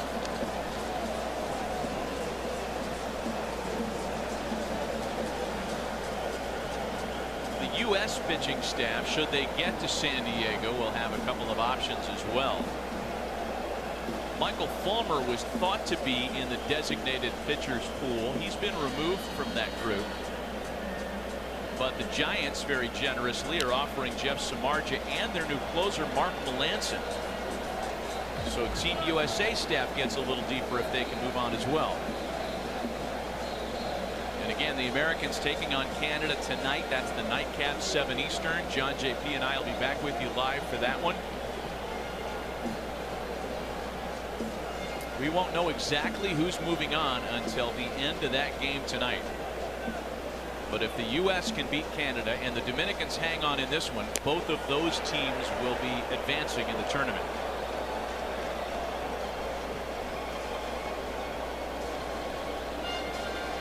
Ball and 2 strikes. The count to Giovanni Urshela. Even winless Canada still has a chance, based on what happens today in this day-night doubleheader, to move on. Tiebreaker scenarios become very important. The 1-2. Great play by Machado to second for 1. Oh, the double play! Manny Machado, you are unbelievable.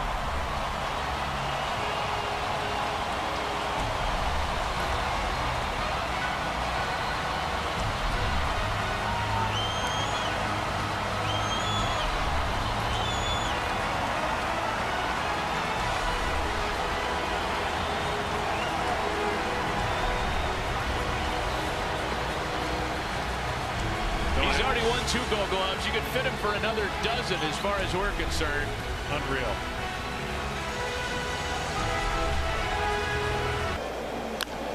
Carlos Santana leads things off in the Dominican 6th with a hot shot to the right side, and he beats it out despite the shift that was on. Again, Colombia was in exactly the right spot for that ball. And on a close play, they say that Carlos was safe, but it's not going to come without a pretty good argument.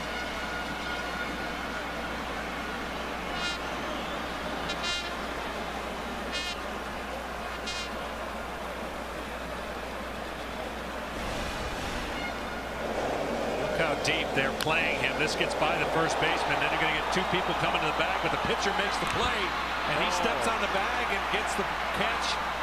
But again, another misread of where the foot is. That is a little bit more of a complicated play that you don't see an umpire make too often.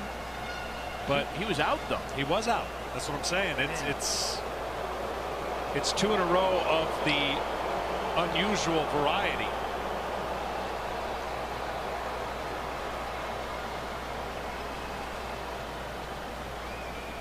It's going to be scored as a base hit for Carlos Santana, but despite the replays, I've been so impressed with Colombia's defensive positioning.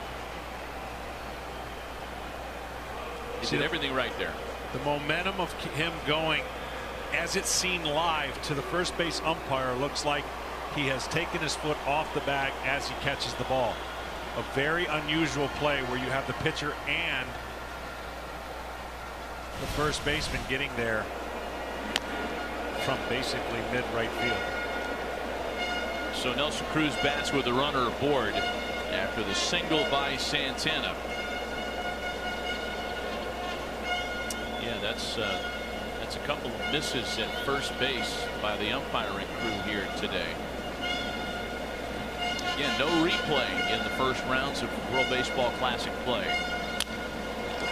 Jam shot. Well, they're going to get a double play ball here, so the baseball gods made it up to him.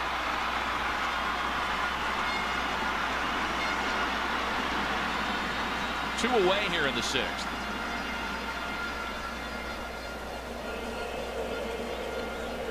Good job by Triana. He's looks comfortable. Looks like he's been in this spot before, even if all his resume speaks otherwise. He's kept him off balance, keeping him close. Here's Gregory Polanco now.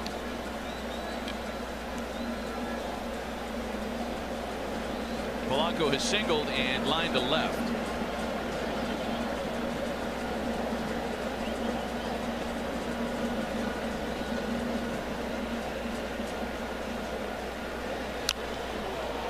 We had that discussion about the young athletic outfield in Pittsburgh and how it may be one of the best, if not the very best in baseball. It's also very reasonably priced when you consider the level of talent. Andrew McCutchen is due to make some money here in the near term. But in the case of Gregory Polanco, he signed a 5-year, $35 million extension last April that could keep him in Pittsburgh as long as 2023 if all the option language is exercised. There's another base hit for him. Now that's a lot of money. I'm not sneezing at it. $35 million is a king's ransom for all of us. But in baseball terms, a player of this caliber for 5 years at that money is a great club contract. Yeah, they bought out the arbitration years, which means that if they go the normal process, he would have an opportunity if he performs to make more money than that, but he could also underperform, which that contract would look better for him. So it's a win-win for both scenarios, because they didn't have to offer him any of this contract. Right. And they just decided that it was the best of both interests. You know, the same deal is what they got Starling Marte to agree to. Polanco's going to run on the first pitch to Wellington. Castillo throw to seconds, in time to get him. Jorge Alfaro showing off the skill set. Well, they're on the verge of naming a cheesesteak after him in the city of brotherly love. Nothing in the DR half of the sixth. It's still just a 2-run ball game.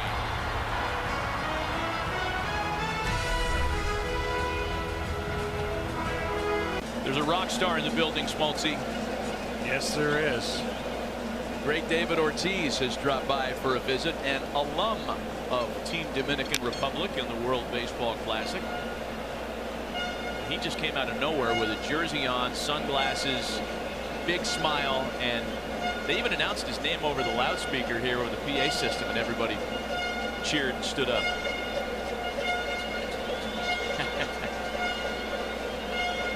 He's enjoying retirement. I think that's a safe assumption.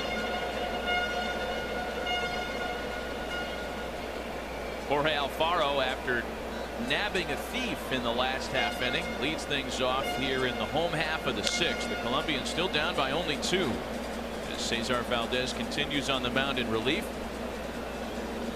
Face the minimum in the fifth and gets Alfaro, Valdez, and Sanchez the middle of the order here in the sixth. Yeah, very important inning for Colombia as the next couple innings start getting more power out of the bullpen for the Dominican, and Tony Pena has the resources to shut this game down with a lot of power. So I would think this is a crucial inning for Colombia to try to scratch a run or two across. Still 0-2. Castillo unable to hang on to the foul tip. Claiming they foul tipped it into the dirt. Not so sure, but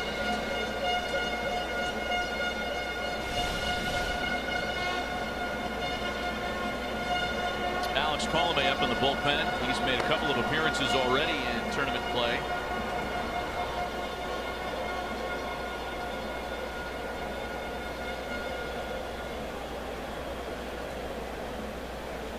Here's the next 0-2. 7 p.m. tonight, 7 p.m. Eastern, that is, Team USA and Team Canada. And that's the final regularly scheduled game in Pool C. Depending on the outcome of this one, and then seeing what will happen between the U.S. and Canada, we may or may not be needing a play-in tiebreaker game tomorrow. We'll have a little more clarity, but nothing certain if the Dominican Republic hangs on to win this one. The U.S. knows that it needs only to beat Canada and advance in the tournament. And I don't mean only as though Canada's a weak opponent, but at least there's clarity there. Ground ball is short. Segura has it. Now Alfaro's retired. A couple reminders. Follow every pitch of this year's World Baseball Classic live with the MLB.com @bat mobile app. Stay connected to all the best this spring and all season long. Download MLB.com @bat today. And join Major League Baseball in a new era as we celebrate opening day. Make sure to wear a cap on April 3rd. Share your photo on social media using the hashtag #CapsOn. And then tune into all the opening day action April 3rd on ESPN, MLB Network, and MLB.com.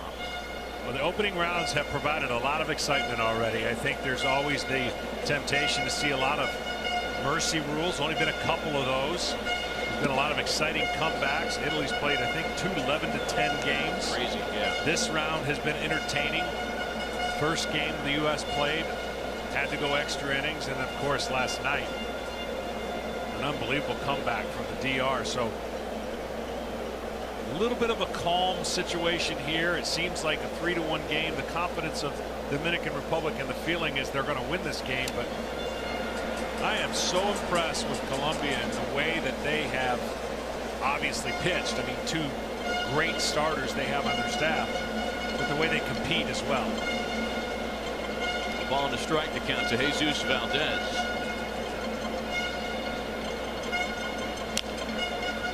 Another routine chance for Segura, and there are 2 away. Valdez is showing his multi-versions of different deliveries. A pause here, a sidearm delivery right there with a little bit of a Louis Tiant.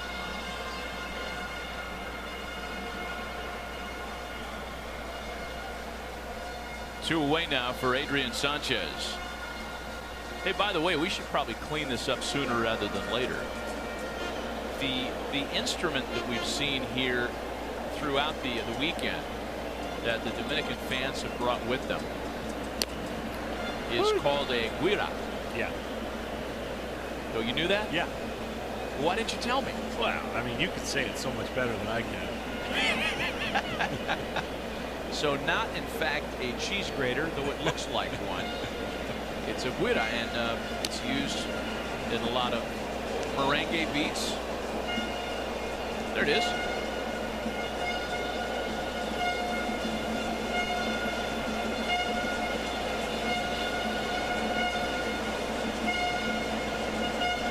One to Adrian Sanchez is found away. I'm just impressed with a lot of fans, the way that they have kept their rotator cuff in shape between the drums and keeping the energy high throughout this tournament here in Miami. Honestly, it's like I don't even know that the game really matters that much when the party starts in the stands. Like, these fans have such a good time when there's a ball game on the field. This must be what it was like when, when Major League Baseball back in the 40s and 50s put together those all-star barnstorming teams, the greatest players ever assembled. Even earlier than that, back in the Babe Ruth days of the 1920s. And when they would travel around the United States and play various games against local organizations or what have you, and fans would come out. I mean, you're seeing your national heroes all together in the same uniform under the same roof. That's got to be the experience for these Dominican fans. 2-2. Swing and a miss. Very effective work by Cesar Valdez. And now they're saying that was fouled away. Yeah, we're going to keep going. Still 2-2.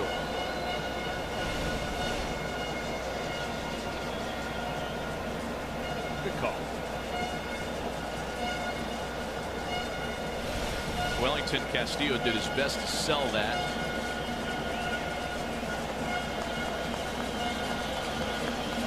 Valdez will try it again.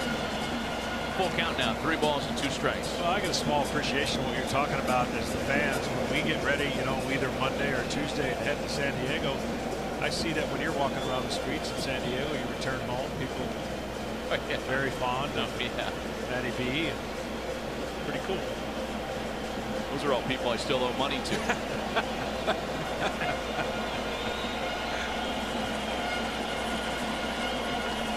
Full count to Adrian Sanchez. 2 gone, bases empty, a 3-1 ball game. That's where we've been ever since the top of the 3rd when the DR reestablished their lead.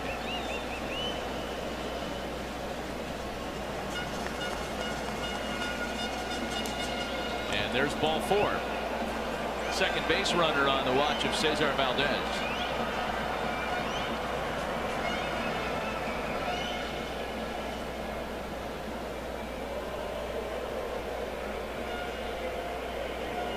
The question's been asked this weekend. I know JP Morosi has asked a lot of the folks on the field this, and the Dominican coaches and players are smart enough and modest enough not to take the bait.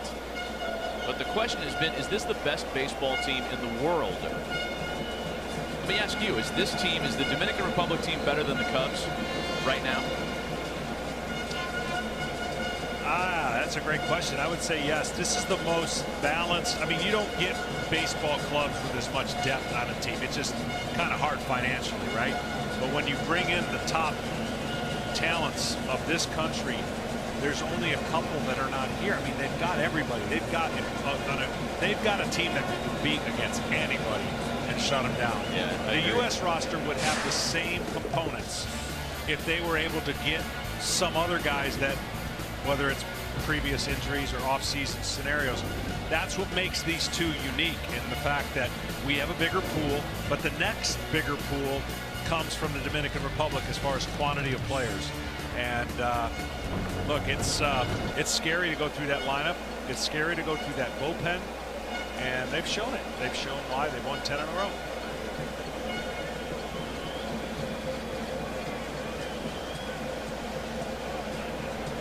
There's Mauricio Ramos now after the 2-out walk. Alex Colomé is hot in the bullpen for the Dominicans. No urgency here. Valdez has been very strong, and he starts with a strike. Yeah, I guess, you know, the list of who's not here representing the Dominican Republic, while it's a significant pedigree of player, it doesn't hurt them that those guys aren't here. You know, Albert Pujols is not here. Johnny Cueto's not here. Terrific all-star players. One, at least, a future Hall of Famer in Pujols, and maybe Cueto's on that direction as well. But you don't hear about that. Nobody's bemoaning absences here because they're so deep everywhere else. You can say the same about the U.S. team. But I don't know, there's more conversation about, boy, wouldn't it be nice to have Kershaw? Wouldn't it be nice to have Bumgarner? Wouldn't it be nice to have Trout and Harper? You don't hear that around the Dominican roster, JP. Well, Matt, I have an idea. We're all going to be here in July for the All-Star game at Marlins Park. How about the next night? How about Wednesday night of that week? A rematch. All the All-Stars will already be here from Team USA, Team Dominican Republic. How about one more game? Bring everybody back here. We're already going to be here, Matty. How about that idea? Well, I'll tell you what, why don't you write that down, go to the Players Union with that one, and good luck. We're all counting on you. I'll do my best. Look, I love the concept. I just think the idea of jamming another game in the schedule is going to be met with absolute resistance. It would be neat, though. It's a great idea. 2-1 pitch is hammered into the left field corner. Mauricio Ramos with his first base hit of the afternoon. Bautista has a little trouble, and it's a one-run ball game in Miami. That's what I was saying. Everything comfortable. They could scratch and get a run in this inning. You start bringing in that sense of it could be. You never know. And what looked like strike three, but was a foul ball, turned into a walk, and then the double with 2 outs. I'm telling you, I've seen this played out before. You feel comfortable. You feel like you could step on the gas at any time. Team Colombia is 1 base hit away from tying this game up off of a new reliever.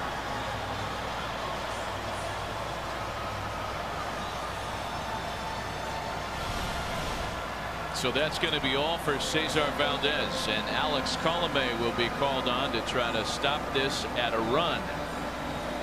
A 3-2 lead for the Dominican Republic. A pitching change. We'll be right back. 7 games last year with the Rays. 37 of those appearances amounted in saves. One of the more reliable arms in the American League last year, and he's called on just to get the final out here in the 6th inning and limit this rally at a single run. Jonathan Solano was the offensive hero for Colombia yesterday in their win over Canada. 2-out walk and then an RBI double have tightened this up to a 1-run game.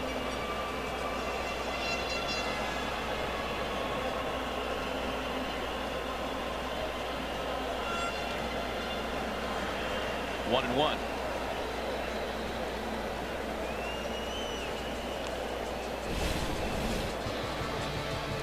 On the bullpen, if you look at the numbers, it's just filthy. There's nothing really you can say. I mean, Betances, Familia, Rodney, and then now Colomé. They could all close. All on one staff. A couple of strikeouts, no hits allowed by Colomé in his 2 previous appearances in the tournament. Ray's closer is set, the 1-1. Ball and 2 strikes on Jonathan Solano now. That's why when you bring in guys for one particular inning at a time early here in spring, you expect everyone to be locked in. Not everyone gets locked in. Last night was a perfect example. Try to do that against Andrew Miller in about a month. Good luck. Not going to happen. But last night it did happen. Yeah. And in this tournament it can happen. So for Team Colombia, they're certainly believing that in any particular inning they could sneak up on this great team and pull off a massive upset.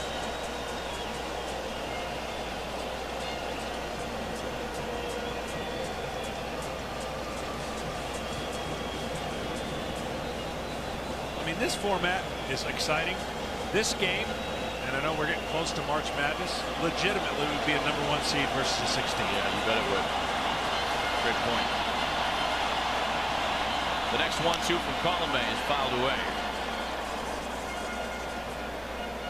The Colombe family has something of a lineage with the Tampa Bay Rays. Remember, Alex's uncle Jesus spent 6 seasons in Tampa St. Pete.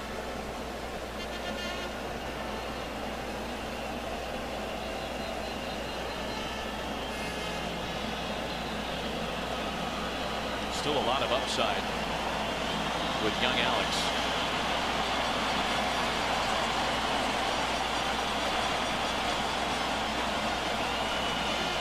The next 1-2 is airmailed. It takes the hard carom off the backstop, and that advances Ramos. My goodness, hit the bull, win a stake. Colombe completely lost the handle on that pitch. Yeah, fastball that got away from him. Now that brings in the slider in the dirt. Colombe's got a real good slider. That would be the pitch I think he goes to, a 2-2 right here. Trying to go fastball in. The ball just gets away.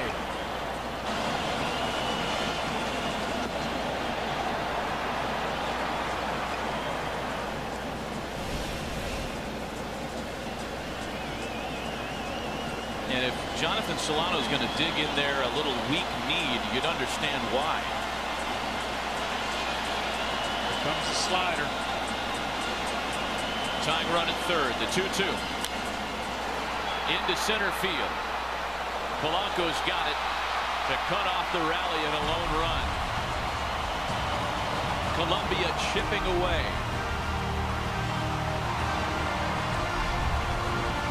May have bargained for in Miami. Our first of 2 as pool C play wraps up tonight. And this has been a fun one to watch. 3-2 Dominican Republic, top of the 7th inning. Back with John Smoltz and JP Morosi, Matt Vasgersian. Wellington Castillo leads things off in the DR half of the 7th.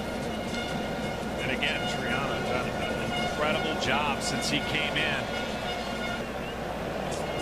This ballpark has gotten fuller and fuller as the day has worn on. Yesterday, the biggest crowd ever to watch a baseball game in this building, 37,000 plus, and might I say, nothing to sneeze at today. Here's the 2-0. 3-0 now to count to Wellington Castillo. Are you surprised at this crowd today? I thought there'd be just a little bit of a letdown after the big win over the U.S. yesterday. I didn't know that it would be this supported today. It's really a wonderfully pleasant surprise.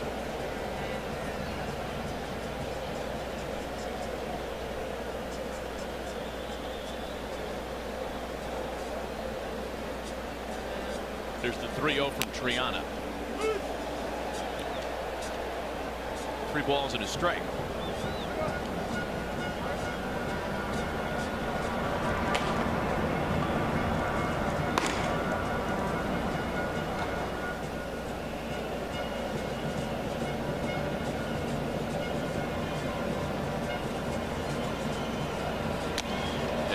Ball 4, leadoff hitters aboard to start the Dominican half of the 7th.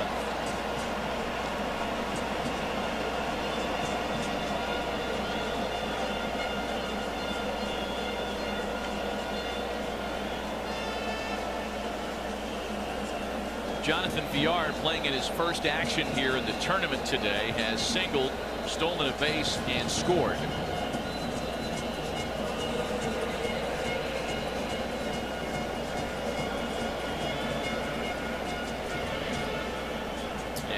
Luis Urueta, that's going to be it. He's going to go and get Carl Triana, who, as John mentioned, was terrific through 3+. Allowed the 4 hits. That walk to open the 7th, his one and only pass of the game. Struck out a batter. Did a great job to keep it close. And Colombia goes to the bullpen in a 1-run game. We'll be right back. He's had some arm injuries. At one time, he could sling it up there. Fastball slider combination. Starting to get it back a little bit. Starting to come back to the closer to the form he once had. Hit a live arm for those clubs you mentioned, Matty. 7 seasons in the big leagues, most recently 2015 with the Rays. Jonathan Villar with a pop onto the right side of the infield. It'll turn into a single out. Castillo able to just get back into the bag and avoid being doubled up. Did you see any call there? I almost looked like no they could have turned to double play if that ball. Villar was getting down the line. You didn't want to trade runners at that point. You wanted to make sure he kept Castillo at first, but this is a bunt, and there could have been a little confusion if that drops in. He did stop running. They could have turned a quick 2.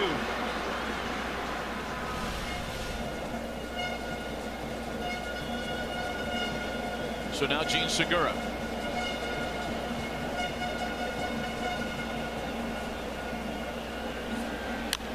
Segura whacks the first pitch into the opposite corner. That's going to get behind Valdez.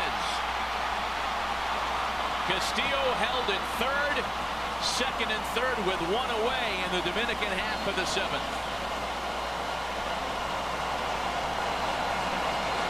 You talked about the depth of this lineup. They have an interesting dynamic change when you have Segura and Villar. A lot more speed, a little less power. But Segura just keeps getting hits. He's unbelievable. You know, I hope for the Diamondbacks' sake that Taijuan Walker goes to the desert and wins 20 games this year, because you know what Seattle's getting? One of the most exciting all-around players in the sport. Well, here's the problem. Traditionally, you should walk Manny Machado, but guess who's on deck?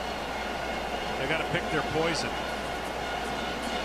Cano, but I would certainly take Cano over just because his timing. So they are going to walk Manny's. Manny's been locked in. It's almost mid-season form. Take their chances against Cano with a possible double play with the bases loaded. I mean, this is pick your poison. Yeah, it's rough. Imagine a scenario where you're walking a guy to load the bases for Robinson Cano, 7-time All-Star. 2013 WBC most valuable player, set a record for hits the last running of this tournament. But as you bring up, John, Machado's been locked in, and Cano really hasn't gotten it going yet. He's just 1 for 9 with 3 walks. That's the dice roll that Colombia is willing to make.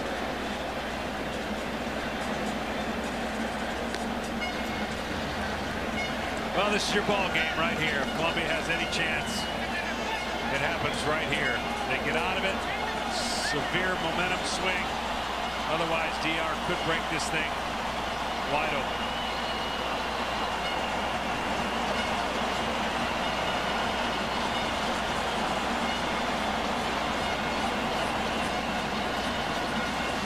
Robinson Cano in the major league season is a career .317 hitter with the bases loaded, 10 career grand slams.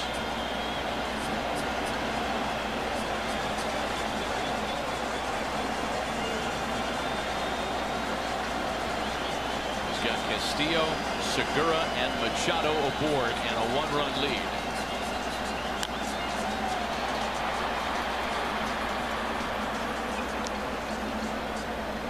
Got to 95 miles an hour in on his hands. And again, he's a very smooth hitter. You see all the numbers in 2013 World Baseball Classic.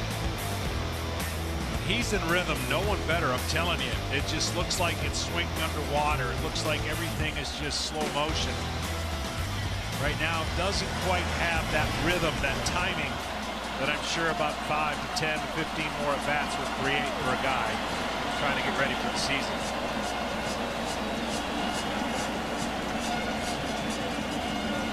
There has been some head-to-head experience between these two teams, these two adversaries rather, during the Major League season. Look at some of the team numbers here. Each team with only one hit with runner in scoring position.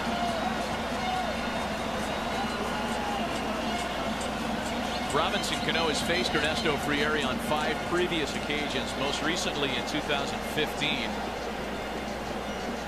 Cano as a Mariner, Friero as a Ray.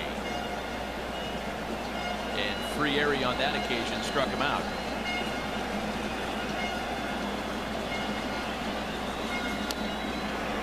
Oh, and 2.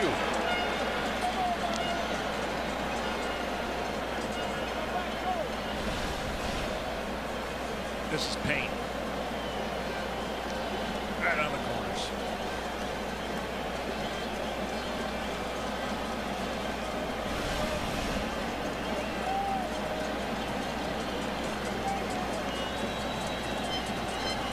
Former big league closer looking for another chance in Major League Baseball, but for now trying to keep this bases loaded situation quiet. Cano with a bouncer up the middle. Solano gets one himself. The double play. And the intentional walk works. Hey, Colombia won't go away, folks. A double play ball turned against one of the game's most potent hitters. Keeps it a 1-run affair in Miami.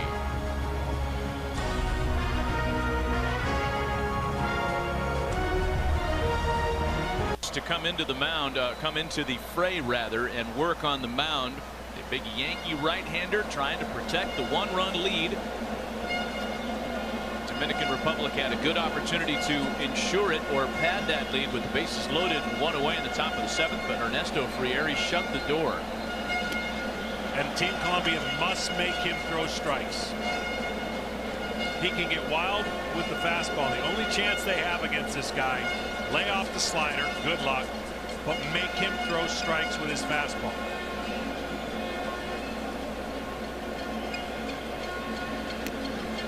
Two balls and no strikes to Dylan Betances, from Dylan Betances rather.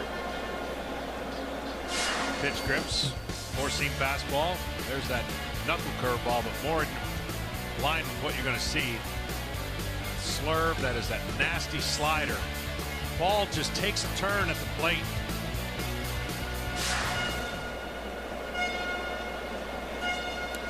And that's the one issue right there. The discipline of the Colombian. They've already been talking to each hitter that goes up there. They know that this guy's very difficult to hit, but at the same time he struggles with the command of his fastball based on that big frame and mechanics. I'd take 2 in a row right here.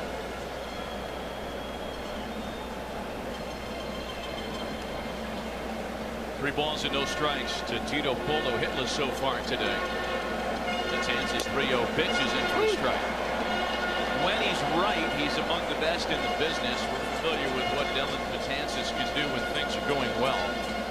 391 strikeouts over the last 3 seasons, the most among all major league relievers. It was fantastic last year.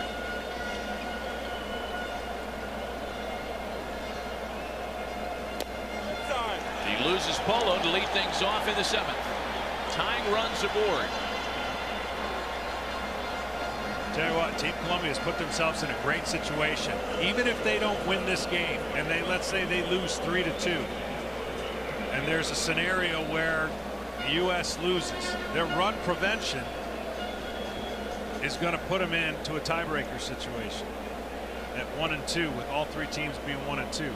If they win this game and can win 4-3, the same can be said if there are 3 teams at 2-1. They're going to go on, and Dominican and U.S. based on run differential, again I'm throwing this together in my head real quick, more likely will play in a tiebreaker. A lot of different moving parts here still. They just haven't given up any runs. They beat Canada 4-1. They lost to the U.S. 3-2. They're currently losing 3-2 here. Top of the order, Donovan Solano now. Showed bunt. Corners came in, and then Solano pulled back to take a strike. Solano has struck out twice and been hit by a pitch today.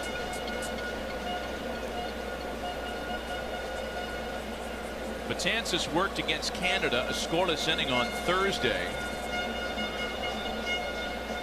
And that one really coming without the pressure that this situation entails. Polo's running. Throw to second is in time to get him. Segura had to get there a little late. A little miscommunication as to who is going to cover that throw, and the Dominicans get it done. A huge caught stealing here in the 7th. It almost looked like a delay steal or something that he was doing. He didn't get the huge jump. See on his secondary lead, and then he goes. But what an athletic play by Segura. Gets his secondary lead. After he gets there and goes, he tries to catch him by surprise. Man, that would have been something had he was able to elude the tag. A sliding head-first tag. Now Solano behind the ball and 2 strikes.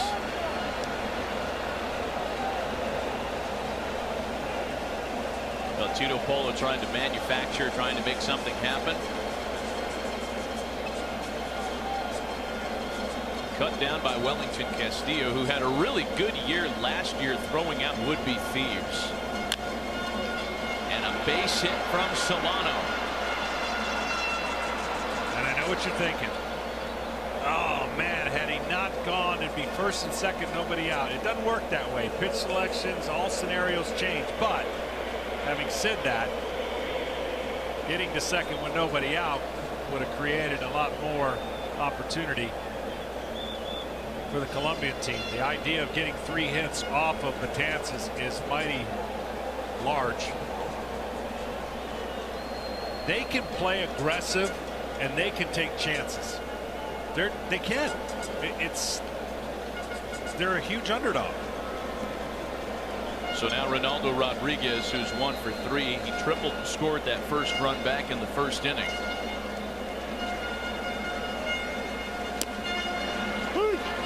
Breaking ball for a strike.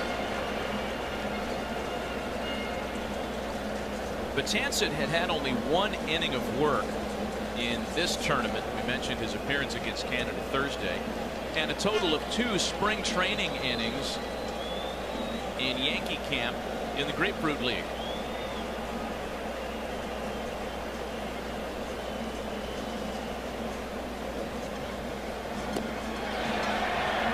Went around on the appeal, and it's 0-2.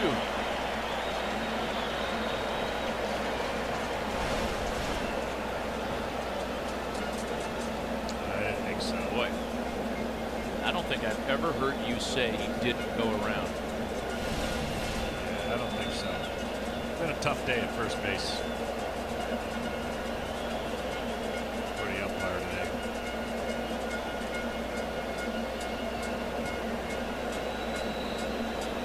Giovanni Urshela waiting on deck for Colombia. The 0-2 from Betances, still a 0 and 2 count home to Ronaldo Rodriguez. So in terms of those tiebreaker scenarios, because we're not taking anything for granted this afternoon in a 1-run game. Let's say, for example, for the DR, you know, they win, they're in. They advance to the 2nd round in San Diego with a victory here over Colombia. Or if the United States loses versus Canada later on tonight.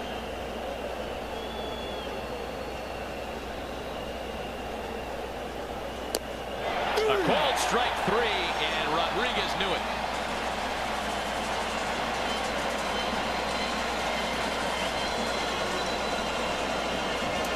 As far as Colombia's fate, if they win and the U.S. loses to Canada tonight, they're moving on. A tiebreaker would be necessary if Colombia wins. and the U.S. loses, and a run tiebreaker formula comes into play between U.S. and Canada. Right now, Urshela's got to hope that there's a hanging slider that he can pick on. Try to stay off of anything down. There was the hanging slider, but he wasn't anticipating it. Hard to do. The guy who throws this hard. 1-1 the count to Giovanni Urshela.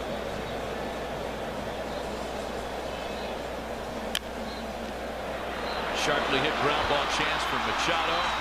An inning that started with promise for Colombia, where the base on balls ends with nothing. Dylan Betances is clean in the 7th. We go to the 8th. Still a 1-run ball game in Miami.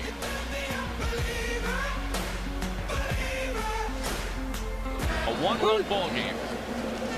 Colombia scoring the tightening run in the bottom half of the 6th inning.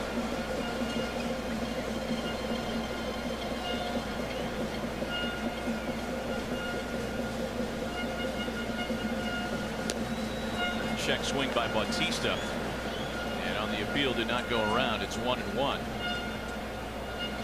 Jose's reached on an error today. He's also driven in a run with a sac fly. Each team scored in the 1st. The Dominican countered with 2 more in the 3rd. Colombia gets on the board for their 2nd run in the last of the 6th, and now Bautista's behind 1-2.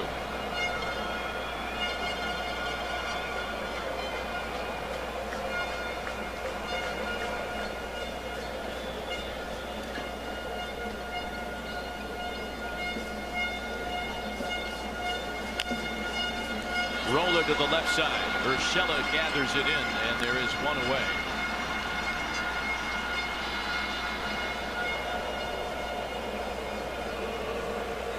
I tell you what, Bautista not too happy. He got quick pitched right here out of the stretch. First, Friere was blowing a bubble and eating that bubble, and then he comes stretch and then doesn't take the proper time, and right there actually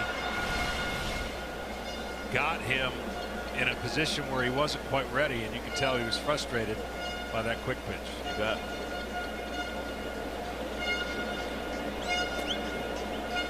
Carlos Santana now, as has been the case throughout the tournament. The shift is on against the switch hitter from the left side. He sends it toward the shift, but that'll beat it. Santana's going to try for an extra base. The throw to second. In time to get him.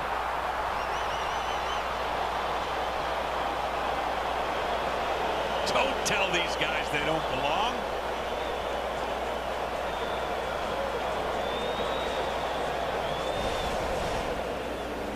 This is a great play by the outfielder. He anticipates that there's going to be a play at second. He gets to the ball, takes his time, and has a good crow hop. Throws it on the money. Good scoop. Lies the tag. You can see Santana running right through Alfredo Griffin's stop there. Griffin wanted nothing to do with an extra base attempt. That was Santana running on his own. Terrific look at the tag play at second base. 2 away for Nelson Cruz. They'll overload the left side of the diamond against the right-handed pull hitter Cruz, who today is 1 for 3 with a base hit.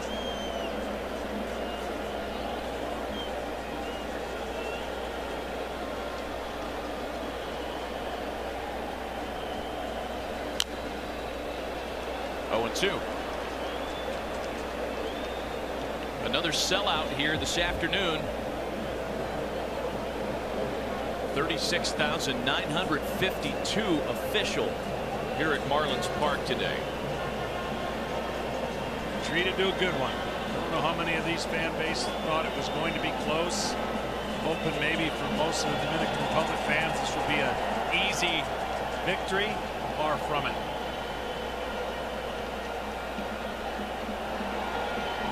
Friere's 0-2 is swung on and missed, and Ernesto Friere, despite a base hit, faces the minimum. Keeping it a 1-run ball game headed to the last of the 8th. Can Colombia deliver an upset blow? We'll be right back. Takes over as the new right fielder. They go into prevent defense mode, and the timeless wonder, he'll be 40 years old during the World Baseball Classic. The newest member of the Arizona Diamondbacks bullpen, Fernando Rodney, takes over on the mound. Well, the only chance again you have against Fernando Rodney, much like Betances, is the fact that he can get wild with his fastball. Tremendous changeup. You can't really tell the difference when he's throwing it right between the fastball and changeup because his arm action is so good. But he too can let the strike zone bounce around. So the discipline is going to have to be this Colombian team. Make sure they swing at strikes. A dangerous hitter to start things against Rodney. Jorge Alfaro lays it off, and then it's Jesus Valdez and Adrian Sanchez, middle of the order here in the last of the 8th. Fernando Rodney has thrown a total of 12 innings in the World Baseball Classic. He's competed in 2006 and then in 2013. He's not allowed to run in this event. He was on the mound when the DR won it in San Francisco over Puerto Rico to claim the championship in 2013.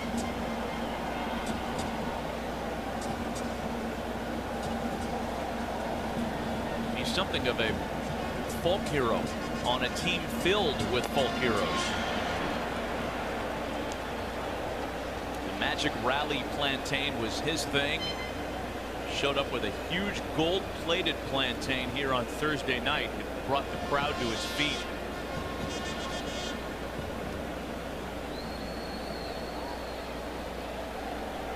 Two balls and a strike to Alfaro. Swing and a drive to left field. Bautista watches, and this one is tied. Santa Maria.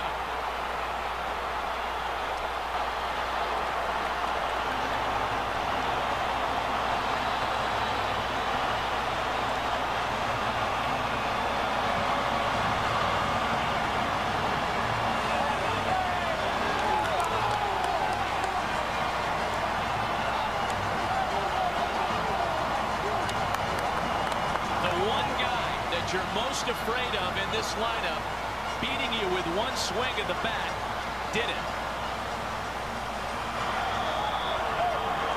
Swinging strikes. He swung at a strike. Looked like a hanging changeup that he stayed in. Wow. Said these guys are feisty. They feel like they belong. They feel like they have a chance. And being the home team, they are pumped.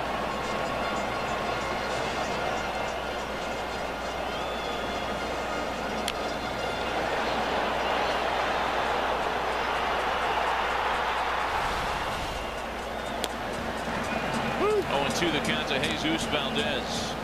The home run had become a problem for Fernando Rodney the last couple of years. Really punctuated last year after the trade from San Diego. He gave up 5 home runs in 39 innings after being acquired by the Marlins. There's a ground ball for Segura and the first out of the inning.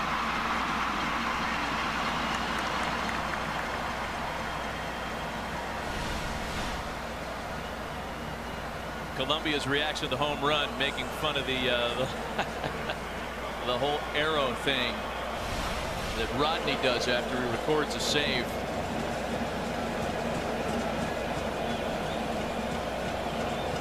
Mentioned earlier, Fernando Rodney had never allowed a run in World Baseball Classic play that covered over 12 innings.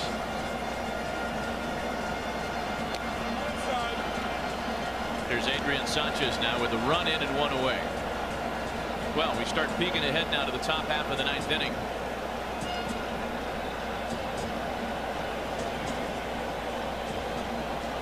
The Dominicans will have Gregory Polanco, Wellington Castillo, and Jonathan Villar at the bottom of their order. Technically, there's a foul ball.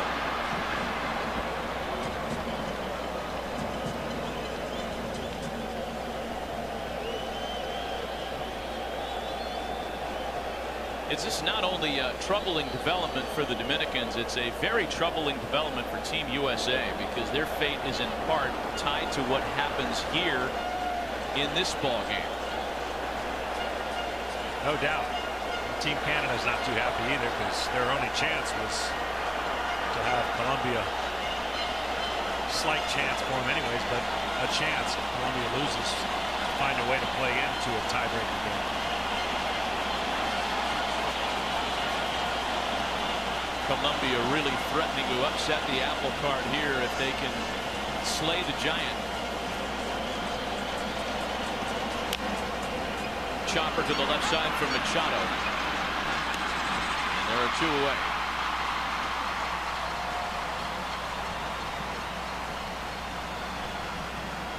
So let's try to give you some of the details here. These are the standings through 2 games. Top 2 teams advance. If the Dominican Republic wins this one, and they're getting a good fight, they move on. So they can control their own destiny here in their opener of this doubleheader. There's Mauricio Ramos now with 2 out.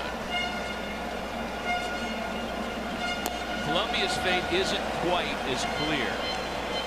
Colombia moves on if they can beat the Dominican Republic and the U.S. loses to Canada, or if Colombia wins, and then they would claim the tiebreaker in runs allowed over the U.S. That's even if the U.S. beats Canada.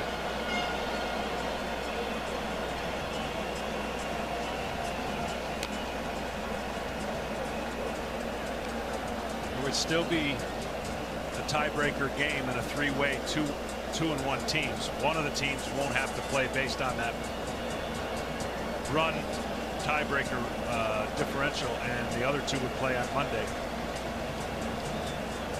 So in a strange way, if it works out, Colombia could actually get the pass to go on based on the amount of runs that they had given up between the U.S.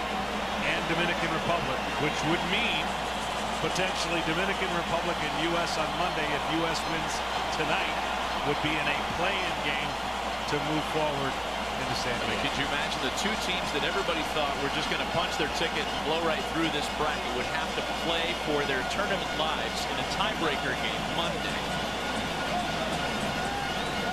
The 1-2, a swing and a miss. Oh, Rodney's still shooting arrows even though he gave up the game-tying home run. I don't think he cares about who judges his arrows. He shot one off anyway. Colombia's tied it up as we head to the 9th. 3-ball game. Colombia goes back to the bullpen, a bullpen that's held up fabulously well so far today for Diane Diaz, who had great numbers last year as Reds property at AAA Louisville. He signed a minor league deal with the Astros just a couple of months ago. And he gets Gregory Polanco to send one foul up the first baseline. There are still so many scenarios alive as to what will happen in terms of moving on to San Diego. We knew this, that the easiest scenario for the Dominicans and for the U.S. was for the Dominican Republic to beat Colombia and the U.S. to beat Canada. But nothing ever goes the way it should in the World Baseball Classic. No, and I have grown an admiration for Team Colombia. Ever since they've gotten here, they have talked the talk and walked it, and they have embraced the underdog, right? They have felt like in each game, but let's face it, they had the USA team beat. And they lost in extra innings, then went ahead and beat Canada, and then playing a great game against the Dominican Republic. So this is not a fluke in what they believe and how this team has grown up together. A ball and 2 strikes to Polanco. Diaz, you get a little bit of Cueto in him. It reminds me of when he throws his fastball on Cueto's type action. He loves his breaking pitches. Fastball's pretty straight, curveball, slider. And you saw the numbers at Louisville. Very successful campaign. We're very interested to see how this game plays out here in the 9th inning tie game. This is like a dream come true for the young manager and the young team that has earned their way through qualifying to get to this WBC. Ball and 2 strikes. The count's of Polanco. Chopper for the second baseman Sanchez, and 1 away.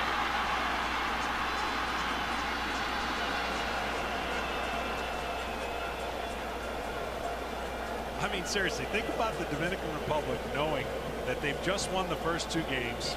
They're coming in here controlling their own fate. They win, they're in, and now they got a little there's a little apprehension based on what is starting to accumulate, the information that might take them into a tiebreaker game if they don't finish this one off.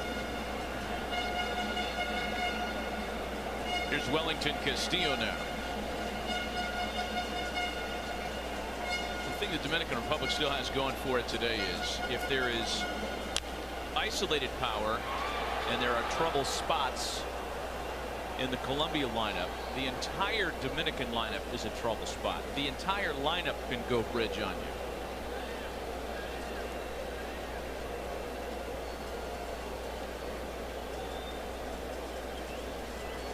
We talked earlier this morning about Japan's win over the Netherlands.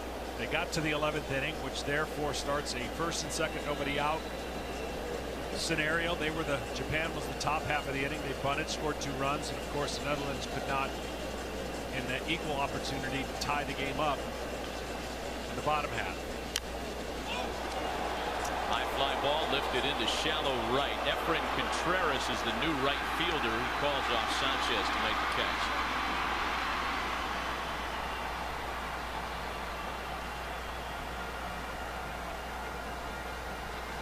We have an update ready to come your way from the Italy-Puerto Rico contest. Either one of those 2 teams can still move on out of Pool D. Heidi Watney with a studio update.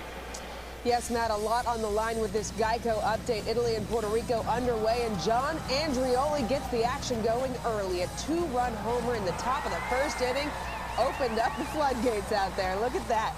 Yes, Italy takes a 2-0 lead in this one, Matt. Literally opened the floodgates in center field. That has been just a wild bracket play in Jalisco, Mexico. We'll keep you posted there. Thank you, Heidi. Jonathan Villar now with 2 out and the base is empty.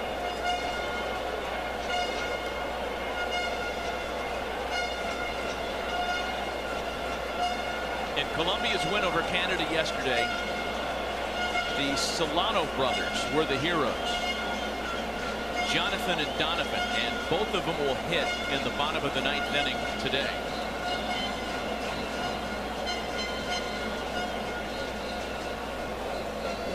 Jonathan, the DH. He'll lead off, and Donovan bats 3rd in the bottom of the 9th.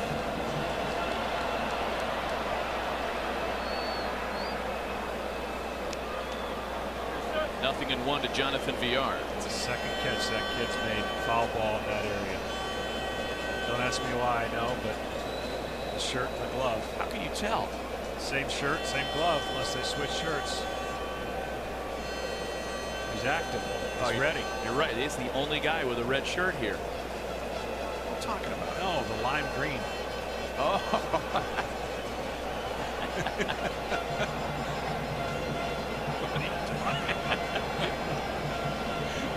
1-1 the count to Jonathan Villar.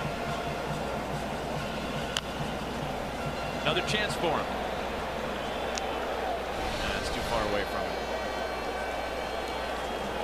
He's got the glove, lime green shirt. He's been active. That's good.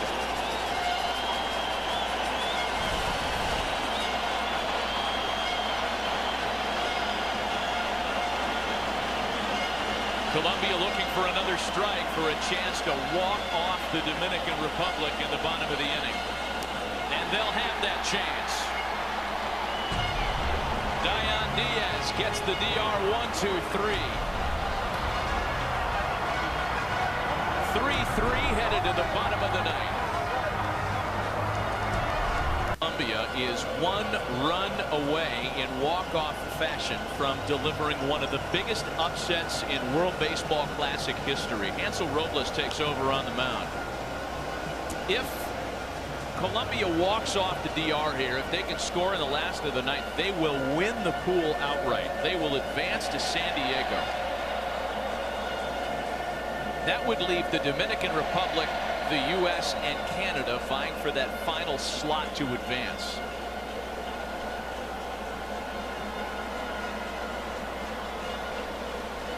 If Colombia wins this game, they're moving on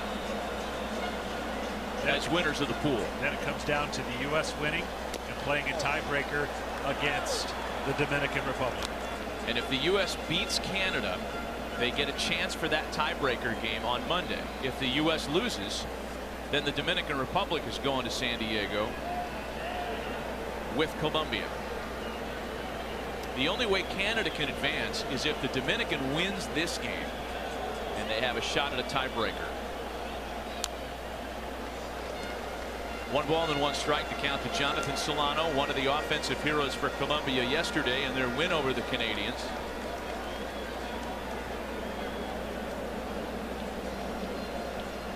I mean, we're not talking about just one single game as an upset. We're talking about the opportunity Colombia has to upset the Dominican Republic and win the pool. I would totally echo what you're saying. The greatest upset in the World Baseball Classic to this point. It's a ball and 2 strikes to Jonathan Solano.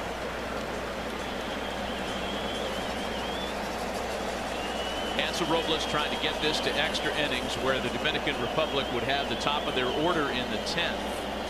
And again, bearing in mind the format rules, if this game is still tied in the 11th, that's when the WBC tie rules come into effect.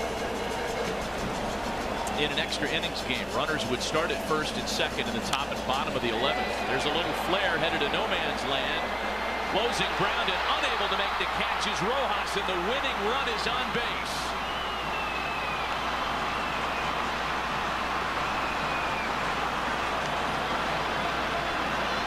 Well, Rojas Jr. was put out there as a defensive replacement for Nelly Cruz, but couldn't finish with the catch there. And now Colombia will pinch run for Solano.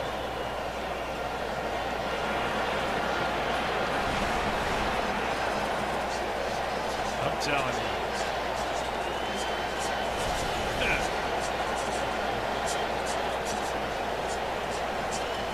This has got that bench. I mean, they know that they can seize the moment right here. Their manager has been talking to them in between innings, telling them about this moment right here and what it means to keep playing in this tournament. Oscar Mercado can run. He's something of a special weapon that we haven't had a chance to see yet. He stole 50 bases a year ago. 4 minor league seasons, he's stolen 121 bases. Well, you can bet Tito Polo is going to look to try to advance him here somehow. Machado's in a little close at third. Great speed at first base, and here we go.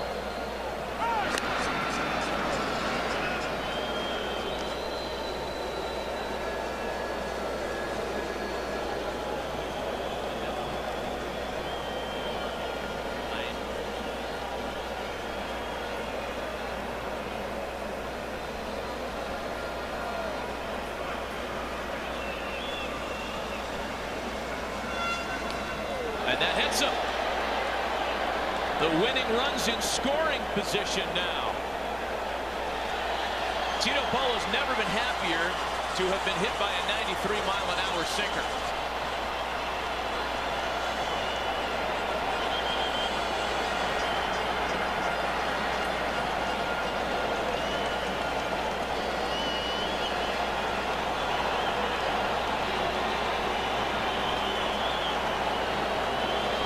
Sure the Colombian fans realize what's at stake here. They know they're on the verge of upsetting the biggest favorite in the tournament.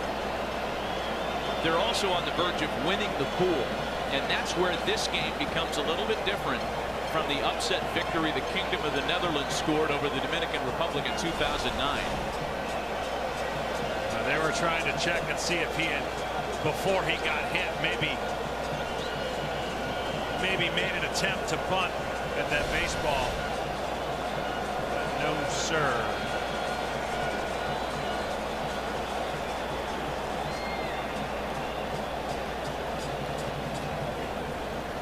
Back in 2009, the Kingdom of the Netherlands had beaten the Dominican Republic once and then knocked them out in what was double elimination format a second time in their meeting with a 2-1 walk-off win. It was scoreless after 10. The Dutch entered the bottom of the 10th, trailing 1-0, capitalized on an error and pulled off a huge upset, the biggest at the time in tournament history. This one, might we add, would be a little bit bigger because it would mean Colombia advances to San Diego.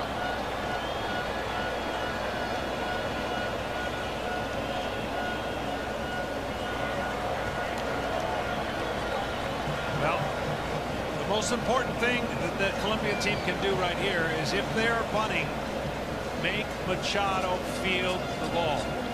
In other words, bunt it to where he has to come in and make the play at first base.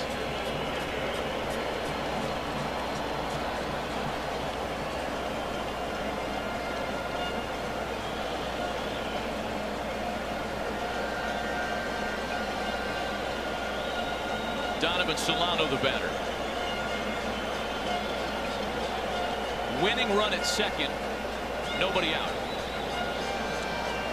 It's almost as though the extra innings format for the 11th inning has begun. Exactly. You know, first and second, nobody out. Only there will be no such chance for the other side if a run crosses here.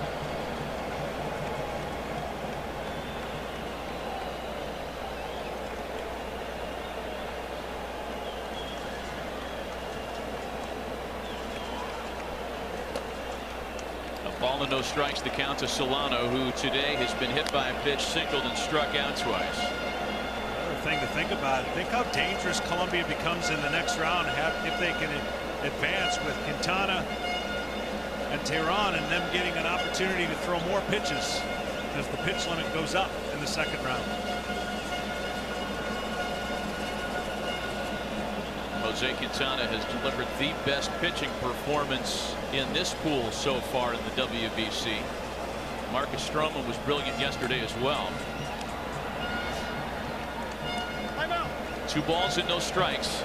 The count to Donovan Solano. I'm not sure if Wellington Castillo was actually delivering the ball back to Robles or if he was trying to throw to second base. Yeah, he was trying to throw to second base.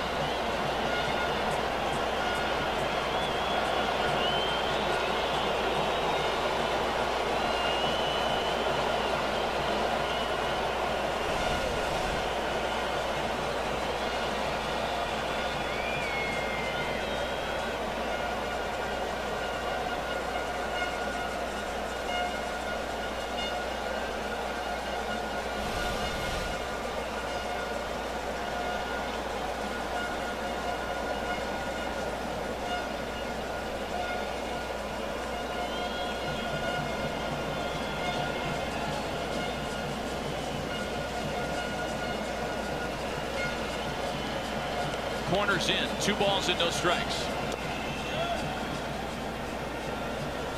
Bunt attempt misses, and it's 2-1. Well, that time they had the wheel play on, where the shortstop's going to come behind Machado, anticipating a bunt to Manny Machado, and therefore getting the lead runner at third. So the first 2, they tried to pick off plays to entice it. This time, that's the wheel play. Combat that, you pull back and slash to an open shortstop. Bunting foul. It's now 2 balls and 2 strikes to Donovan Solano.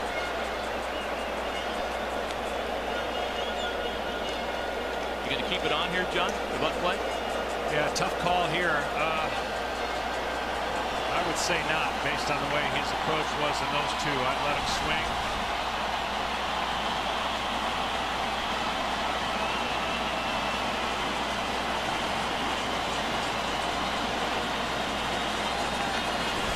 Right-handed hitters got to Hansel Robles last year at a .281 batting average. 2 balls and 2 strikes to the right-handed hitting Donovan Solano.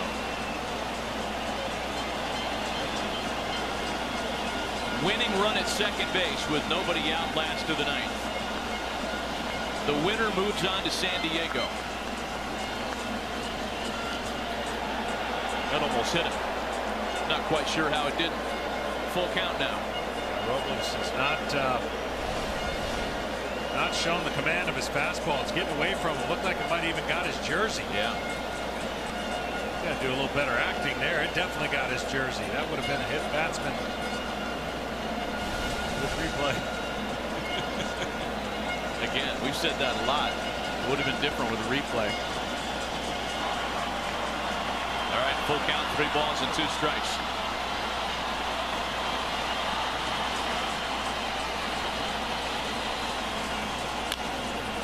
On the ground is Segura to second for 1. Villar's relay is high. Solano safe at first. Runners at the corners with 1 gone. Colombia in a situation now where a fly ball wins the pool. Well, you never advocate sliding in head first, but in this case, he slides in head first, and the throw's high, so you can't tag him. So he's just trying whatever he can to get to first base to beat the tag, but the throw was high, and therefore sliding in actually worked out.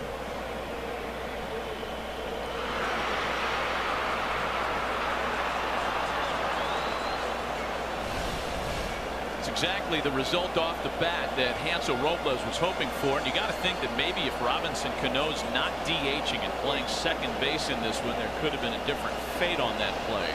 Now here is when you pick and choose your moment for a very, very gutsy suicide squeeze to end the game.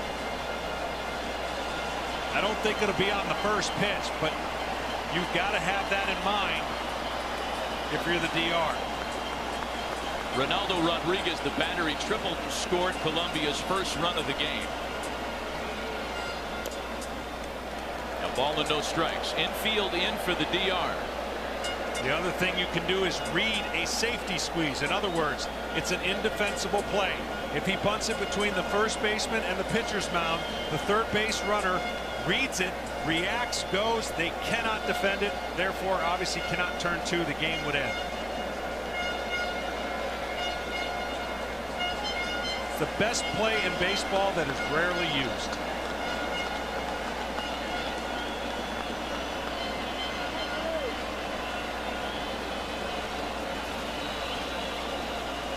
A ball and a strike now to Ronaldo Rodriguez. Again, the pinch runner at third base, Mercado, has the best speed on the roster. Some of the best speed in the tournament. That's Solano at first. And that's the important guy, Mercado, 90 feet away from winning the pool for upstart Colombia. See, I wouldn't even be holding the runner on at first. I'd have my first baseman in just for the protection of that play. Give him second base. The infield's in anyways. A ball and 2 strikes now. Giovanni Urshela waits on deck. One of the few players on this Colombia roster with legitimate major league service time. A team that's played together for a long time. Many names anonymous to U.S. baseball fans. Playing in World Baseball Classic play for the first time. They didn't even qualify in 2013. And they are 90 feet away from defeating one of the biggest favorites, the defending champs.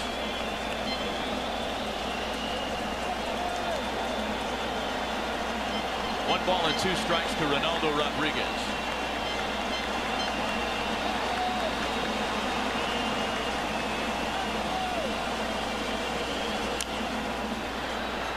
Who is hanging around. I know there's a temptation. You don't want to get doubled off via the line drive, but I'm still shocked that he's standing there at first base.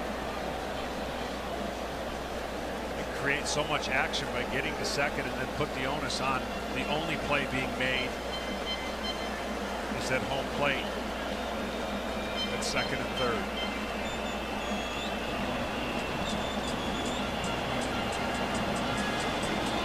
Jer is familiar as the closer. He'd love an opportunity to try to keep the game tied in the top of the 10th inning.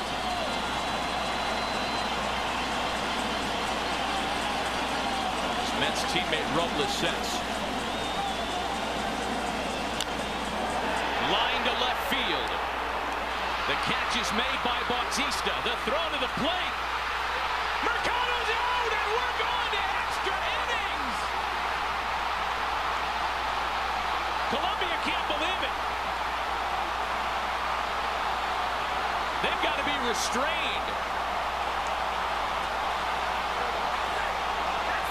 Oh my goodness.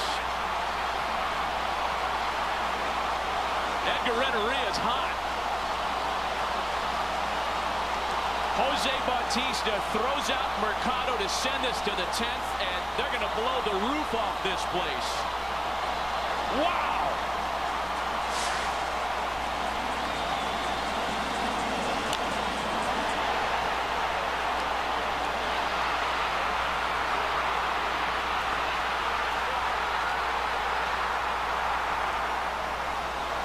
I think they're arguing he never tagged him.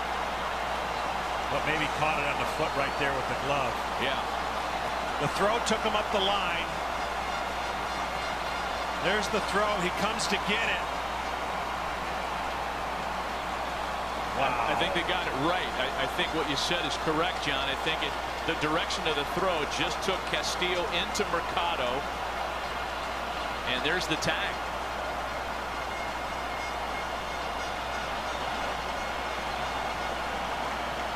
Jose Bautista not blessed with a big-time throwing arm in left. That was going to be close. You just sensed it. A great play by Wellington Castillo to somehow hang on to that ball. And the Dominican Republic has survived a wild bottom of the 9th to go to extra innings.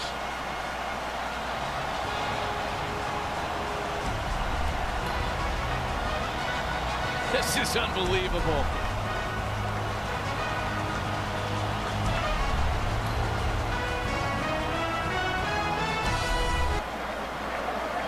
We're back at a wild scene at Marlins Park. There have been some ejections. We are to assume that Ronaldo Rodriguez, who you just saw, has been run from the game. He left the field and whizzed the glove and hat into the bench as though he's been told to get out of here. So Ronaldo Rodriguez for sure. See the kind of inadvertent contact he made with the home plate umpire, and then Tito Polo as well, who's in on this, and there's Polo being ejected too. So 2 starters, 2 important players for Team Colombia have been ejected as a result of this controversial call. It's so difficult to see if it really tagged the runner. Nonetheless, it was an incredible play at home plate. He makes a short hop. He secures the ball, and it's difficult to tell. There's no contact yet. No contact yet. He does it with his right hand, but does his glove hand make contact? Nonetheless, we are in the 10th inning. My goodness.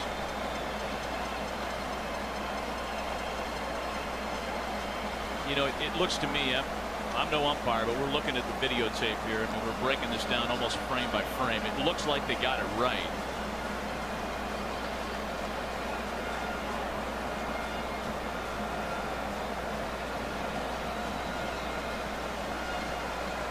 All right, so we do have a lot of changes to set for you after order is restored, and now they're going to let Tony Pena know exactly what happened and who's where.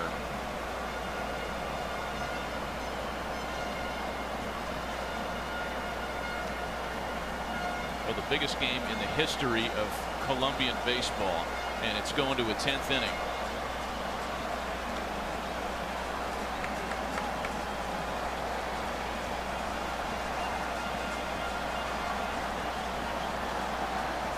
Well, you said Bautista not known for a strong arm, but it certainly was accurate at the right time. He comes in, the pinch runner had come back a tag, and bang bang. So here are the changes. Oscar Mercado, the speedy pinch runner last half inning, will take over in right.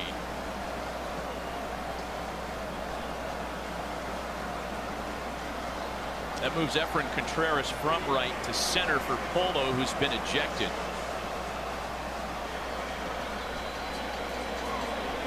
Adrian Sanchez will take over at first base. Sanchez had been at second.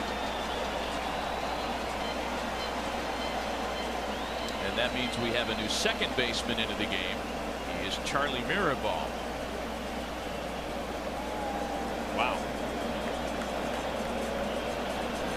I mean, making it even tougher for the Colombians, the fact that they've got 2 starters gone now. Tyron Guerrero takes over on the mound. Well, he can sling it over the top. A little bit of the lanky variety sometimes has a hard time coordinating that body and fastball. Oh, Gene Segura. Like that. When he gets down in the zone, he is very difficult to hit.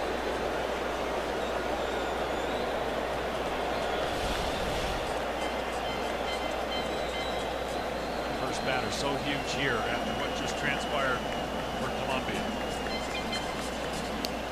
1-1. Tyron Guerrero's been around in the minor leagues for 7 seasons between San Diego and Miami organizations. He was traded by the Padres to the Marlins this past July in the multiplayer deal that included Jared Cozart. Andrew Kastner was the big name going to Miami.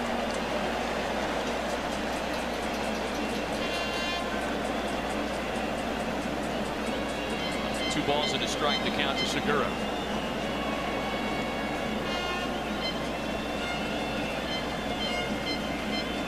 26-year-old right-hander set. Lively knee-high fastball. 2-2. Segura, Machado, and Cano.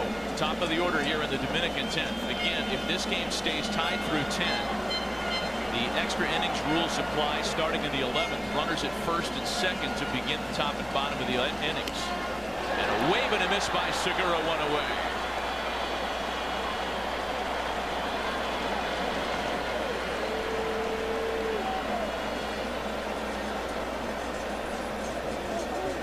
The reason this is so important, besides the obvious statement of Colombia wins and they go in, the ability now, when you talk about going potentially 11 innings and extending the bullpens, you start bringing more runs into play. And that could change the equation based on the tiebreaker rules on runs given up. Here's Manny Machado now. He's had a great tournament. An RBI double on his line today.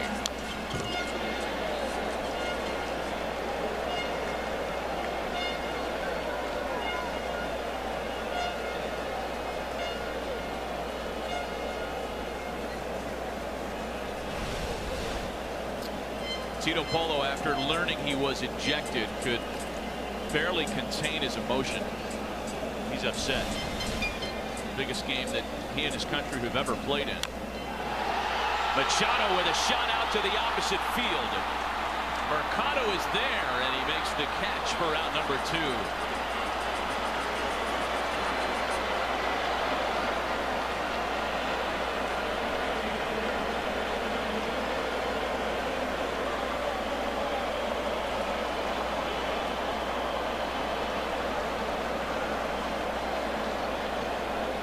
So now Robinson Cano.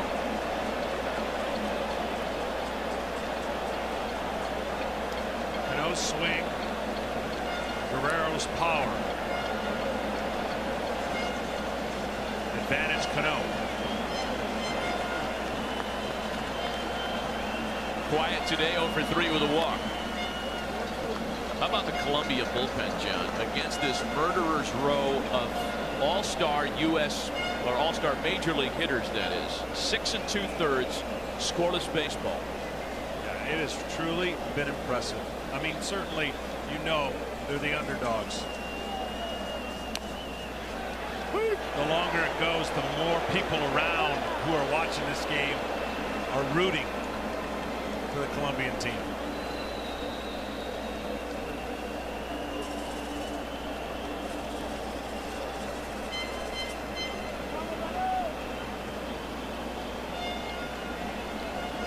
a strike.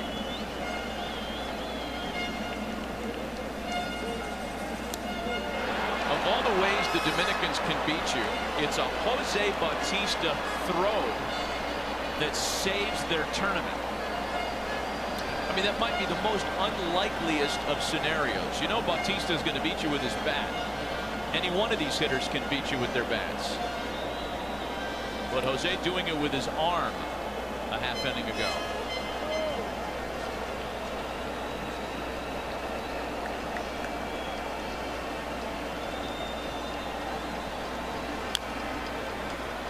Still the ball and 2 strikes to Robinson Cano. It's worth taking another look at the throw. Reaction time quick. Throws it a little over 87 miles an hour. Will be his 3rd fastest time miles per hour based on last year. And this is significant here in the case that it does continue, because the previous 2 outs will be the runners on the bases, and these 2 runners are not particularly fast. That's right. It would be Machado and Cano that would be placed on base if the Dominicans can get this to the 11th inning. It'd be a lot different if you had 9 and 1 runners on the bases. Yes.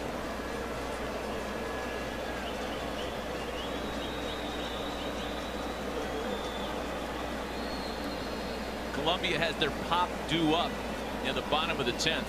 Urshela, Alfaro, and Contreras. Remember, it was Alfaro's solo home run in the 8th that tied it at 3. The 2-2 from Guerrero. Tony talked about this team's focus on what their job is at hand. I'm not saying they weren't focused coming into this game, but the subconsciousness of last night and then turning around and playing a shorter game, the feeling of Colombia, well, I think we got this, might have just been a byproduct of the Dominican team. Well, I guarantee you that everybody on Team USA and Team Canada is watching this one right now. Their fates are directly tied to what happens in this opener. A full count to Robinson Cano. Ball 4.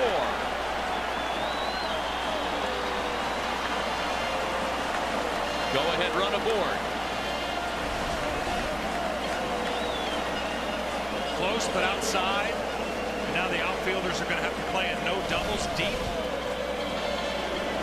Cano with decent speed, not lightning, but decent speed. He's directing the outfielders right now how to shorten that field and shorten the opportunity for doubles.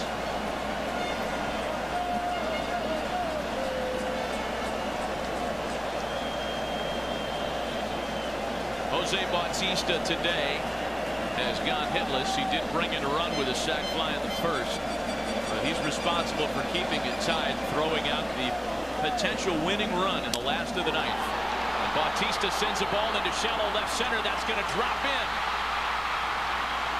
Go ahead run is 90 feet away as Cano gets to 3rd. And unfortunately, that's what happens when you have to play deep to cut off the doubles. Anything that typically in the 6th, 7th, or 5th inning might have been caught doesn't give you that chance. They had to protect against the doubles. Watch where this ball ends up being hit. It was not hit hard, but certainly catchable at regular depth. And let's not forget the center fielder for Colombia has been ejected. So that speed and that ability to cover the ground is also gone.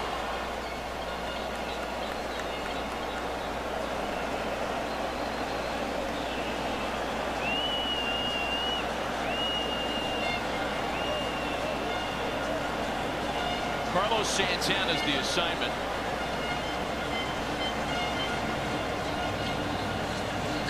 He's got a couple of singles on his card tonight, as he did yesterday. Base hits in each of his late at-bats.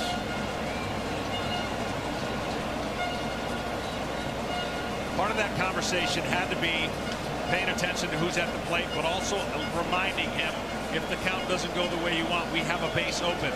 Mel Rojas Jr. is on deck. That doesn't mean they might or couldn't pitch hit for him, but that conversation has to remind your pitcher, you still have a base open. Don't get caught up if the count doesn't go the way you want against a great hitter in Santana. Ryan Dempster's taking all this in. We still don't know if Dempsey's pitching in the nightcap. In fact, we just got confirmation he is starting the nightcap. So he'll pitch against the U.S. at 7 Eastern. First pitch to Carlos Santana, 97-mile-an-hour fastball, waved and missed. Interesting choice here. They will let Bautista go to second base. They're playing behind, or at least he was. Now maybe getting some instruction to close the gap and create some doubt that you might still run to the bag, keep Bautista at first base.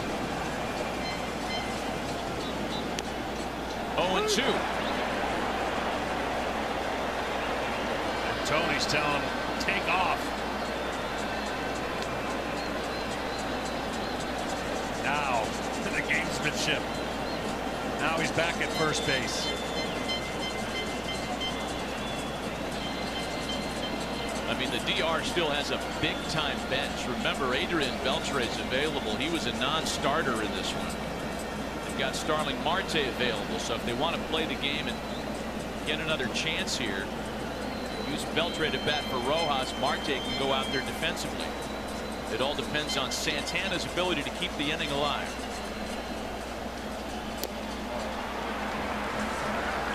Takes a 98-mile-an-hour fastball to miss. Beltre was telling Cano, do something at third. See if you can get him to balk. Fake like you're running. Always thinking, saying, let's go. Fake it. Get the youngster.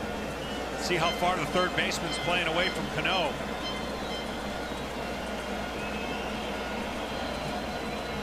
There goes Bautista. The pitch misses inside. It's 2-2. An uncontested swipe.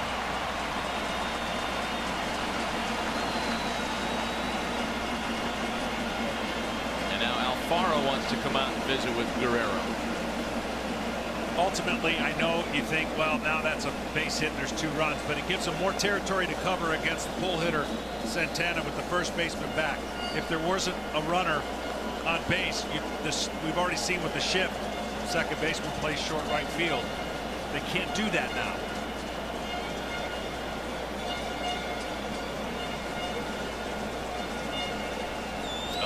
Of the Platano has been absent since the 3rd inning. Colombia's bullpen has been brilliant today. It's 2 balls and 2 strikes to Carlos Santana. Go-ahead runs at second and third. A swing and a miss, and again Colombia will have a chance at a walk-off win.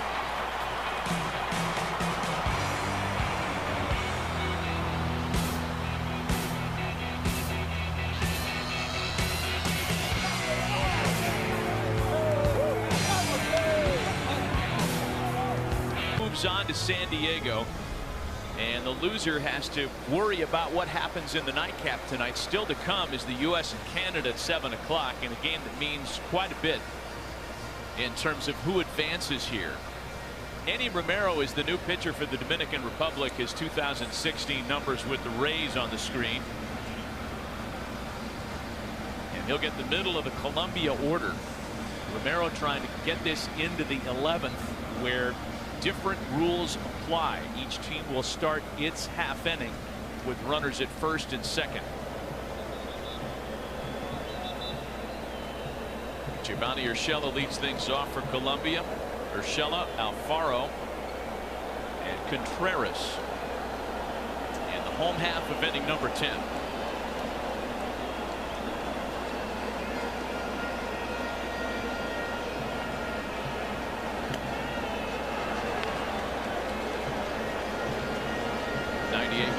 Fastball backs up Urshela, who today is 1 for 4 with an RBI single. Yeah, this is one of those fastballs that acts a little bit firmer than the actual reading.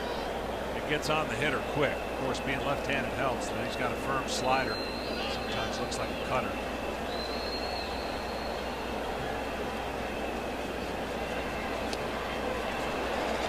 Once again, waving a miss, 1-1. Again, if Colombia can score a run here in the 10th, if they can beat the Dominicans, they win Pool C and they advance to San Diego.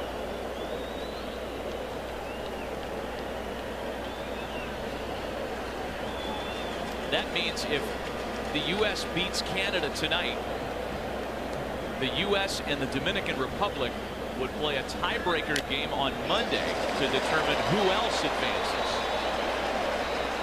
As far as Canada is concerned, the only chance they have to advance is if the Dominican wins this game, and then they can somehow survive the tiebreaker formula.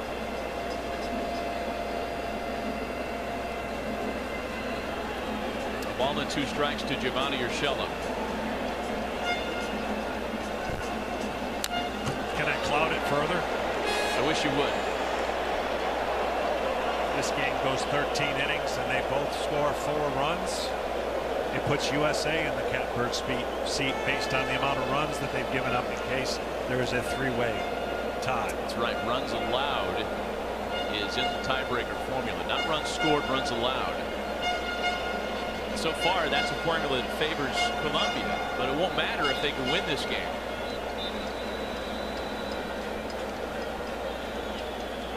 It's an average of runs allowed per inning. In the teams you're tied with. Right. Just against those teams.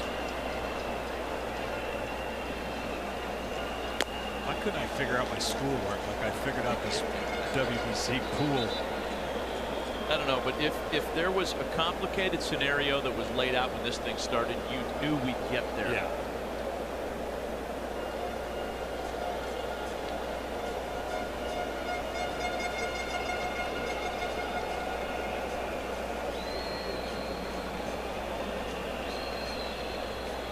Romero's 2-2 pitch is fouled away. I'm just trying to figure out which golf courses are open on Monday here. You're thinking it's going to be tiebreaker game? We're staying. It sure feels like it. It's going to make for a really tough schlep on Tuesday because we'll get up and head to San Diego in the morning and open that pool that night. People will understand. There will be sympathy for anything we don't produce based on sleep deprivation. Yeah, let's start putting it out there now. It's going to be sloppy. We're not talking about the game. We're talking about us. 2 balls and 2 strikes and a big swing and a miss by Urshela. Nothing south of 97 miles an hour there by Andy Romero, and there's 1 away. After he threw this pitch, he had this look on his face like, what you talking about, Willis? 99 upstairs.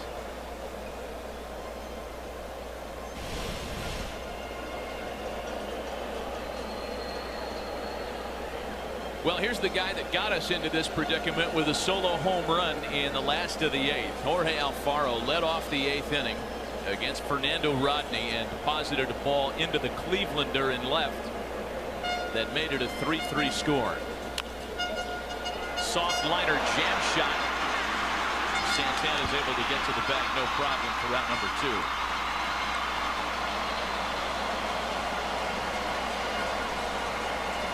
Again, the extra innings rules, and we've already seen it apply earlier today in the Japan-Netherlands game. If we get to the 11th tied and we're 1 out away from that fate, each team will start its half inning with runners at first and second. And it'll be according to the batting order who recorded the last outs. Those will be the base runners. In an effort to expedite scoring, save bullpen arms, and it's actually an idea that Major League Baseball is kicking the tires on for a date down the road. I like it as long as those runs aren't charged to the pitcher. Right? I mean, how are you going to do that? All you do is you charge the runners that he faces at the plate. If those guys score, not the runners he had no bearing on. So the runners are free. They're unearned. Yeah. All right. You can't charge them to a poor guy that comes in trying to get out of a tough situation. A ball and a strike to count to Efrain Contreras, making his first plate appearance after coming on defensively. And again, this is a game in which Colombia has lost 2 of its starting players to ejection. Both Tito Polo and first baseman Ronaldo Rodriguez rejected after the controversial play at the plate that ended the 9th. A play, by the way, that we believe the crew got right.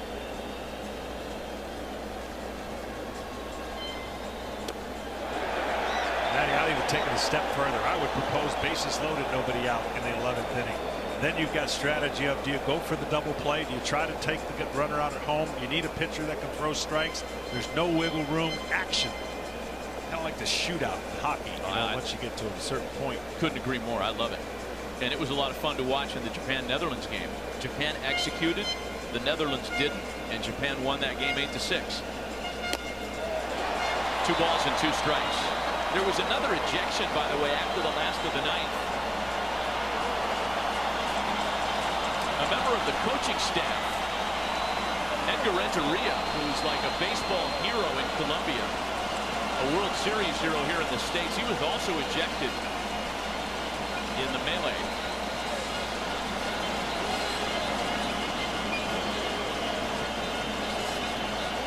Two balls and 2 strikes to Contreras.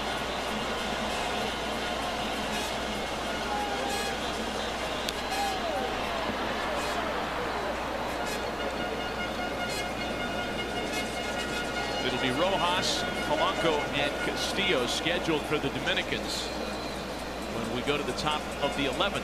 Should we get there?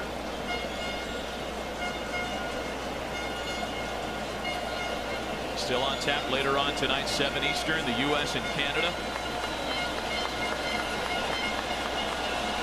Game will mean nothing for Canada if Colombia wins this one. A called strike 3. Let the revised extra innings rules apply. We're going to the 11th with runners at first and second to start the inning. Still a 3-3 ball game. The DR, as will be the case with the Colombian lineup in the bottom of the inning. They'll start with runners at first and second. And that rule will stick around until we can award a winner every inning here on out. And because who's at the plate, we talked about the base runners, but this is one of the guys that could bunt for the Dominican Republic. They're known for their power, and I think the reason he's up there and not a pinch hitter is that it looks like that might be the play. Bunt, get him to second and third, create pressure, drive in some runs, take your chances with the bottom half protecting that lead. So it's Jose Bautista at second, Carlos Santana at first, Mel Rojas Jr. bunting foul. You can see the Colombians had the wheel plate on, even with the left-handed batter at the plate. Again, you know, to combat that, when you see the shortstop taking off, you can slash right to that. You got back control, short enough and slash to that vacated spot. Sometimes they'll fake that. The shortstop will go sprinting over, stop, slash right to him, double play.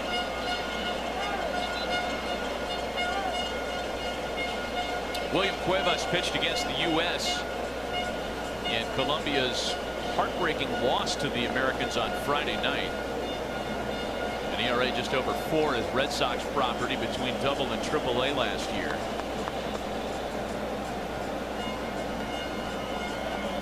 Mel Rojas Jr., the son of longtime Montreal Expo Mel Rojas, being called on to sacrifice those runners over on the first pitch.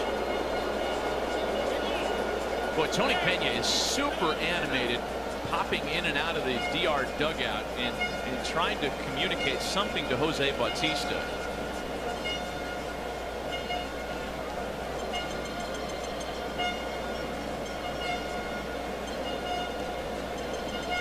This is all new ground for everybody. It's the first year of this rule, and again, it's one that Major League Baseball is considering for some time down the road. Nothing is near, nothing is imminent. I think the first step would be get this in play for the All-Star game. Every inning. Starting in the 10th in the All-Star game? Yeah. Oh, starting in the first. Yeah. Cuevas is going to look Bautista back to the bag. You know, it might not seem like a big deal to fans, but I think to start an inning when you're on the mound and you see guys at first and second, it's not like you're inheriting a fresh inning. This is a different experience for somebody on the mound.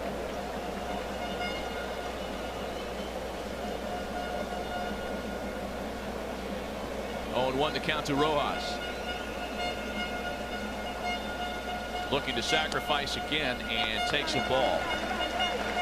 This is where Japan is so fundamentally sound. We saw it earlier in the tournament this morning. I mean, they made this look easy. First and second, first batter sacrificed. Very next hitter singled in a run.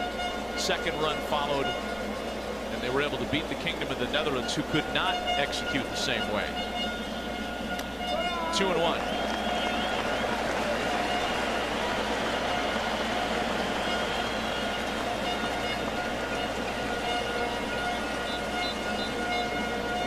Over 7 innings of scoreless relief by the Colombian bullpen. They have been fantastic in this game.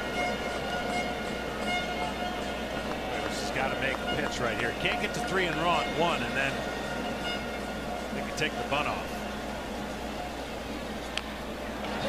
And the bunt's down and executed perfectly.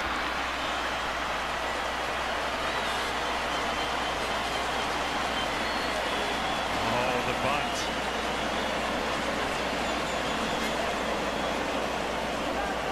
Right, Brian Kenny, the bunt. A lost art.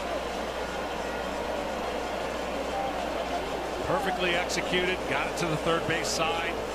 Now the pressure on the defense and the strategy of what you really want to happen. Do you allow 1 run with the confidence that you can score 2, or do you try to play the infield in, which therefore creates a bigger inning? Right now they're going to play the infield back, and they're going to walk Polanco. See, my idea just gets to the inevitable. Base is loaded, but instead of 1 out, no outs. Well, here's something that you will not be seeing in Major League Baseball this year. No intentional walks. The intentional walk, as far as the execution. It's just it'll consist of simply telling the umpire we want to intentionally walk him. You won't go through the standard trappings of 4 wide ones. So the intentional walk to the left-handed hitter Polanco, who, by the way, is 4 for 8 in the Classic. It's going to load the bases for Wellington Castillo.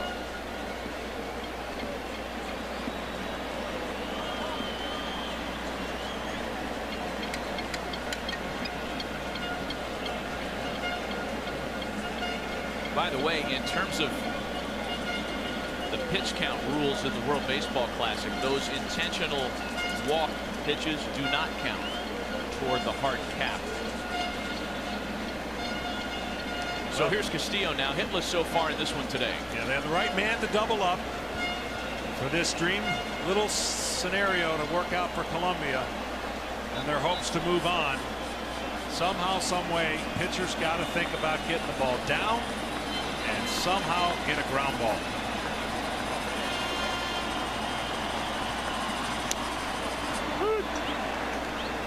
The pressure is really on the Dominican Republic to score here, because if flirting with being walked off is tough enough, they'll go to the bottom of the 11th should they fail to score, knowing that a base hit could win the ball game.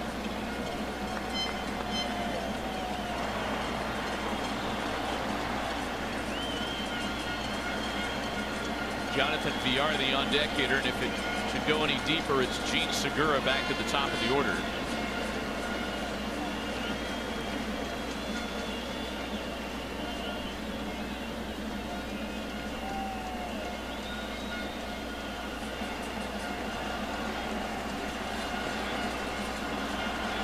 Cuevas deals the 0-1, lined into left. It's going to bring in at least 1. Here's Bautista. They're going to wave Santana around. The throw to the plate is dropped. 5-3 Dominican Republic.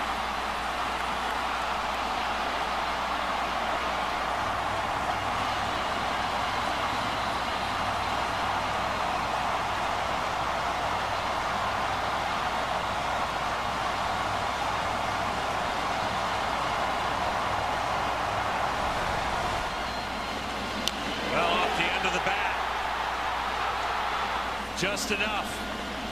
And now the mental challenge of dealing with the 2 runs they just gave up. They're going to get the same opportunity. Unfortunate, did not catch the ball there at home plate. Looked like he would have been out. Another good visit by their pitching coach just to reset the mind and focus.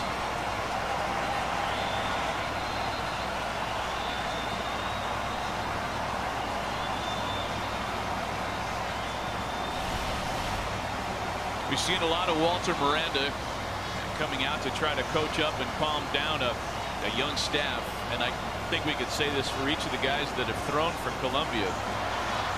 Biggest game they've ever played in. First bullpen runs allowed by Colombia today. And again, the format having a lot to do with that. Jerry's familiar, the closer is up. They'll have a lead to protect. But again, as is the case here, bottom of the inning will start with runners at first and second. So the Dominicans are in add-on mode.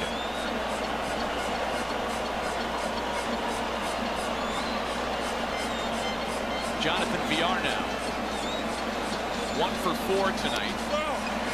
And it has turned into tonight. Game that started at 12:30 Eastern. Seems like 20 minutes ago. Still more baseball to come. 7 Eastern, the U.S. and Canada, and they're all watching this one. The whole Canadian team is in the right field corner watching through the fence. At least a lot of it. That's not them.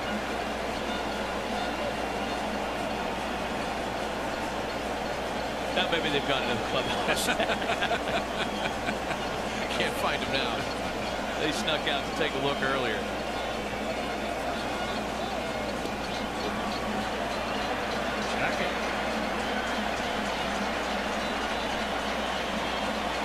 No swing on the appeal. It's 3 balls and no strikes to Jonathan Villar. Gene Segura waits on deck.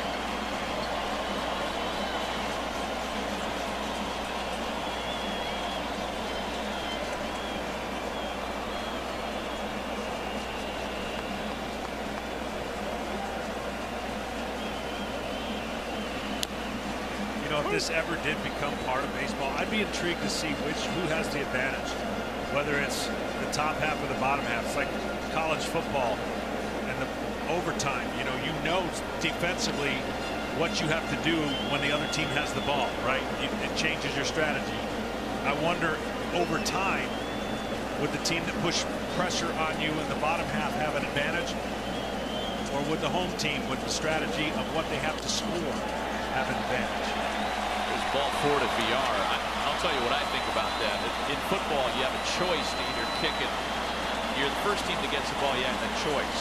Yeah. Kick it or try to go for the touchdown. You just got to score as many as you can if you're the team on the top of the inning.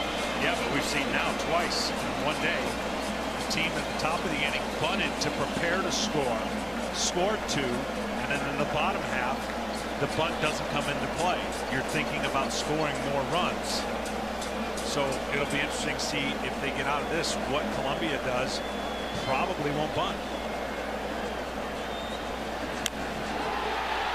First pitch to Gene Segura, dumped into center field. It gets over Contreras, and that's going to score them all.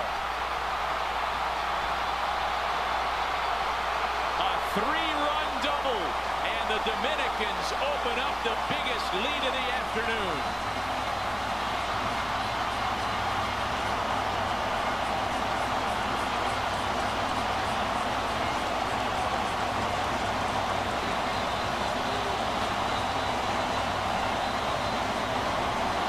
Well, Contreras had no choice but to play shallow in center.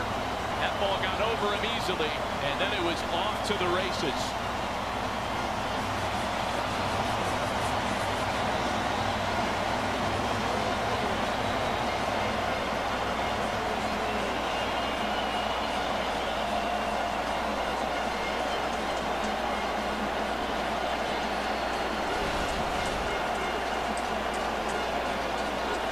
Breaking ball over the middle of the plate, hangs. Segura knows as soon as he hits it, he's getting it good.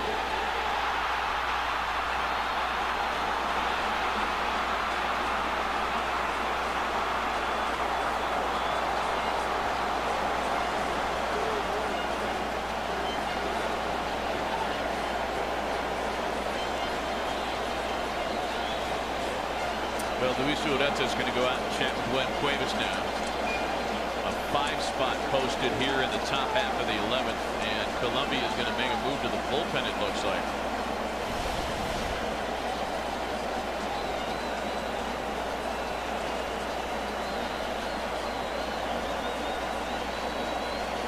A pitching change.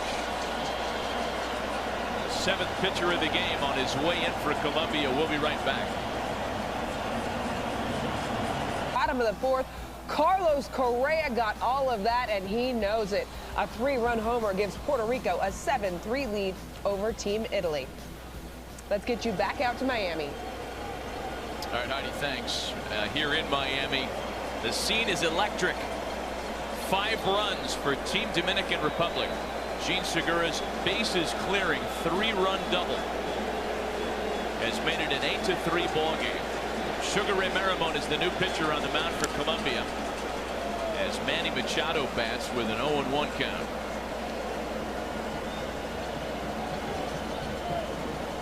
Sugar Ray Maramon pitched in Korea last year. 12 starts with the KT Wiz.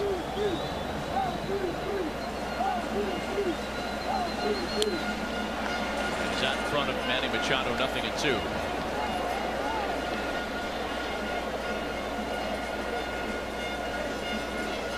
The Dominican Republic scored 2 runs in the top of the 1st. Check that, 1 run in the top of the 1st. That was countered quickly. A run by Colombia in their half of the 1st inning. The DR got 2 more in the 3rd. Colombia chipped away for single runs in the 6th, the tying run in the 8th on the Alfaro home run, and then 5 here in the 11th. The format having something to do with that as Machado flies out for out number 2. Of course, in the bottom of the 9th inning, the reason we got to extra innings at all was because of the throw by Jose Bautista. And an incredible play by Castillo, the catcher, to not only hang on, secure the ball, make the tag, and then this ensued. Emotions running high, 3 ejections, 2 players and a coach. There's Robinson Cano now. Again, Colombia will bat in the bottom of the inning, and they'll have the same head start, if you will. Tournament rules will grant them a runner at 1st and 2nd to start their half of the 11th. And we should clarify something we talked about earlier, John. We mentioned how Major League Baseball was discussing that affectation for their format. And there's nothing in the works to do that. There was just conversation, I think, in the media. It was one of the ideas, I think, floated. Major League Baseball is not considering that. There is no plan for that to happen in the big leagues. Just a lot of speculation. Just to clarify.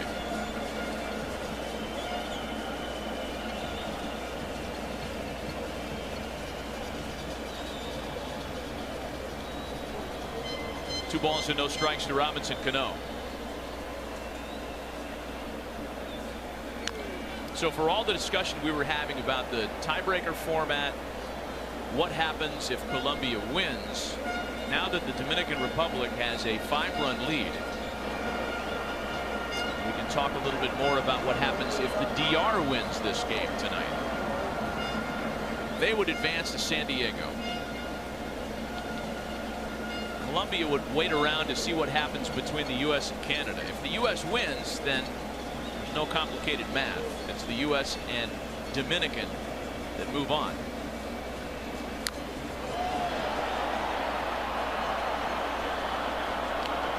Two balls and 2 strikes. Dominican wins this game. They play on Tuesday.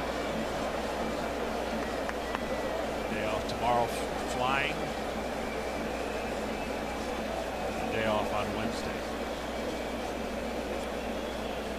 The Dominican winning also means Canada's still alive. So this night game has become a much more compelling affair, because it's going to mean something for both the U.S. and Canada if the Dominican Republic hangs on.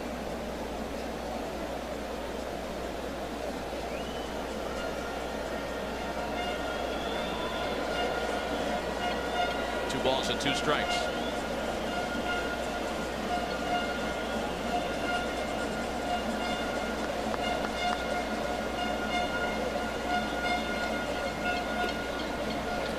Canada would have to score a lot of runs.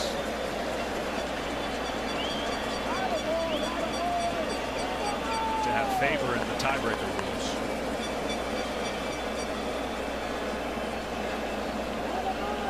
Yeah.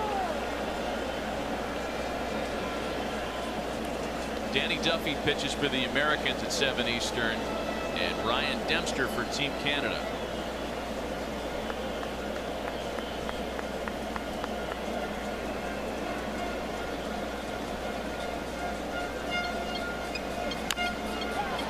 And Cano gets one through the wickets of Urshela. Segura scores a 9th run. 9-3 Dominican.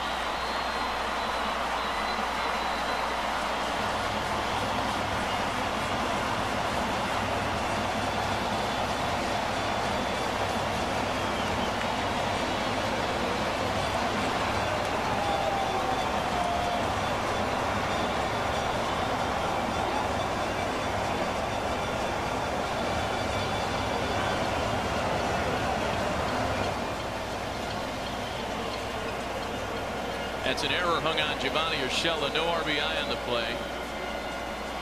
The 6th run of the inning.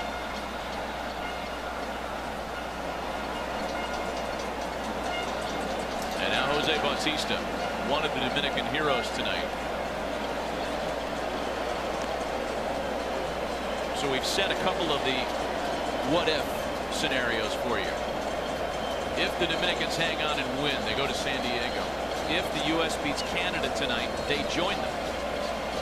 What if Canada upends Team USA in the nightcap? Then there's a 3-way tie between Canada, the U.S., and Colombia.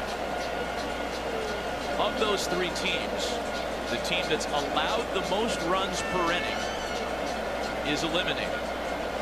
And the other 2 would play a tiebreaker game on Monday. These runs that Colombia has given up do not factor in that 3-way tie. So Colombia would be in the best position. They would be locked in because they've given up the fewest amongst the 3 teams that are currently tied. It's so unusual because, you know, if Canada and the U.S. play a low-scoring game, then I mean, you're going to know exactly how many runs you need to avoid giving up. Yep. That's why the little dust-up that happened a few years ago was confusing because of those, you know, the fight that Canada got in based on the runs. There was a misunderstanding of how that played into the showmanship of what was actually happening. 2 balls and 2 strikes to Jose Bautista, and it's a full count now.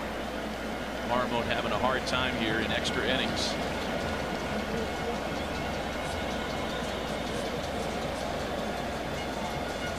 Jerry's Familia's been up forever in the Dominican bullpen.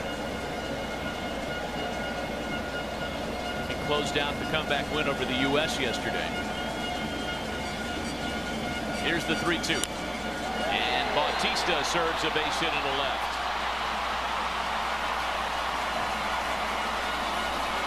Cano to third. And the DR is threatening for even more here in the 11th.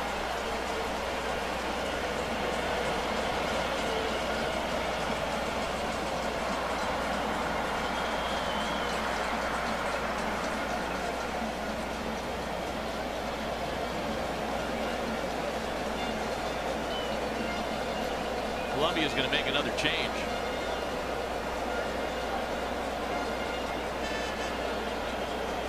Third pitcher of the inning. The 9th of the game. Another pitching change, and we'll be right back.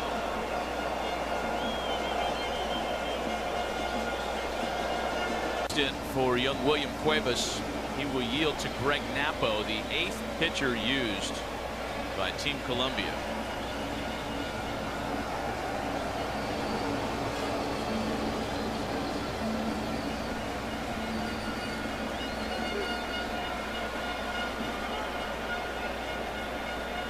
The U.S. saw him on Friday. Faced a batter. Here he's just looking for the final out. It's proven troublesome. 6 runs in the top of the 11th for the DR. Carlos Santana, the batter, runners at the corners. Still on tap tonight, the U.S. and Canada. That one at 7 Eastern. It's getting a little closer than we thought it would. Santana lines it to left. That's going to drop in. Another run scores. 10-3 DR.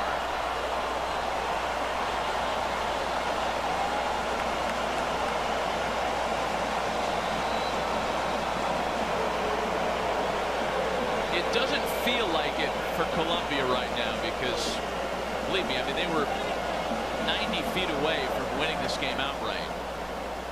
But even should they fail to come back, they have a tall order ahead of them. They're still mathematically alive if Canada can beat the U.S. in the nightcap. In fact, they'd be in really good shape because before this extra innings onslaught, their runs allowed equation was the best of the 3 teams that would be tied at 1 and 2. That is if Canada beats the U.S. If the U.S. wins, then Colombia is eliminated and the Americans and the Dominicans go to San Diego. And so does one Armenian in the broadcast booth, which will be nice. Line to shortstop for Solano, and that'll do it, wrapping up a 7-run top of the 11th. Well, Colombia's got 1 shot left, needing some real offensive firepower to come back. Press from Jalisco, Mexico. That's a 5-3 score in the 5th, right after we're done. A 7-3 score, that is. And then we'll be back here from Miami at 7 Eastern to bring you our nightcap, the U.S. and Mexico. So World Baseball Classic action all day and night long. Later on tonight, Mexico and Venezuela. 0-1 the count to Adrian Sanchez as Jerry's familiar with a big-time cushion. We'll look to close things out in the last of the 11th.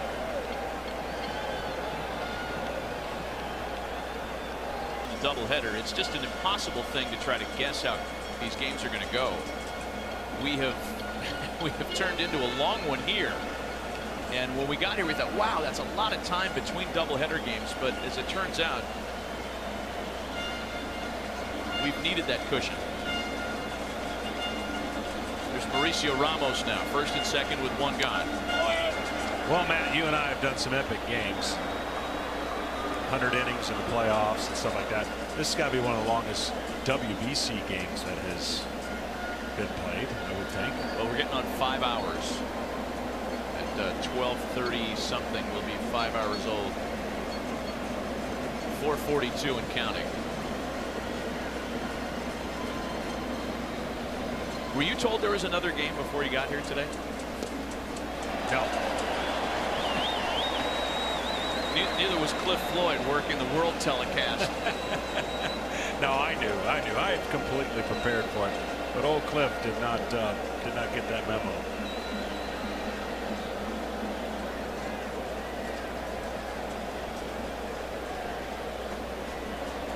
A ball and a strike to Mauricio Ramos.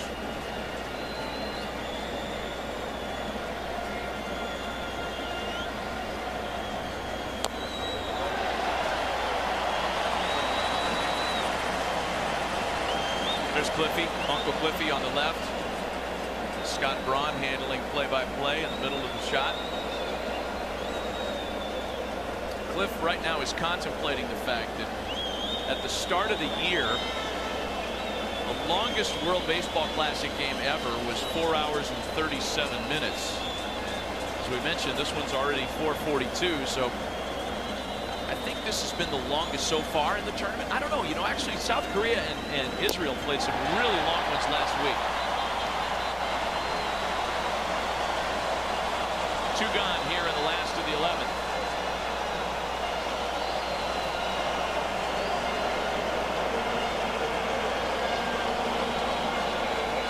Boy, for Colombia. Colombia, it's just heartbreaking to think of how close they were to beating the U.S., right?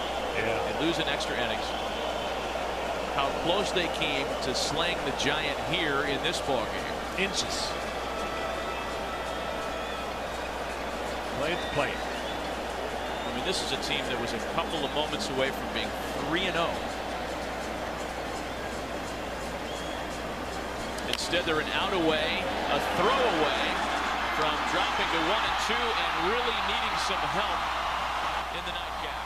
The Dominican Republic, all its firepower coming together in the top of the 11th, scoring 7 big runs to punch their ticket to San Diego.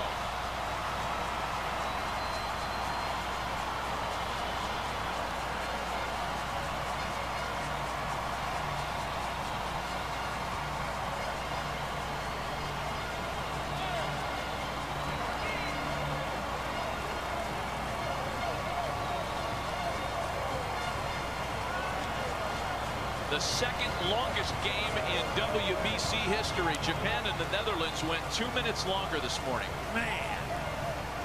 And it was worth the wait to the folks from the Dominican who are here. Another sold-out crowd. A 3-0 run through pool play. And they're moving on.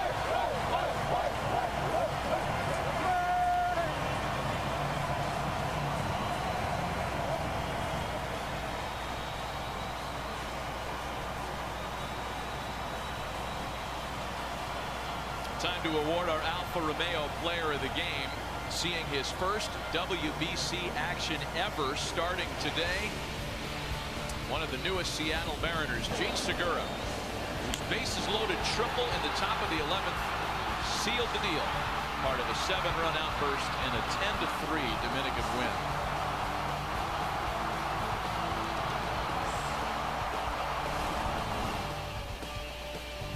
Part of a big day for him, 3 for 6 overall, and all the RBIs coming on that one mighty swing of the bat. Gene Segura, our Alfa Romeo Player of the Game. Well, for Colombia, John, they're playing the waiting game now.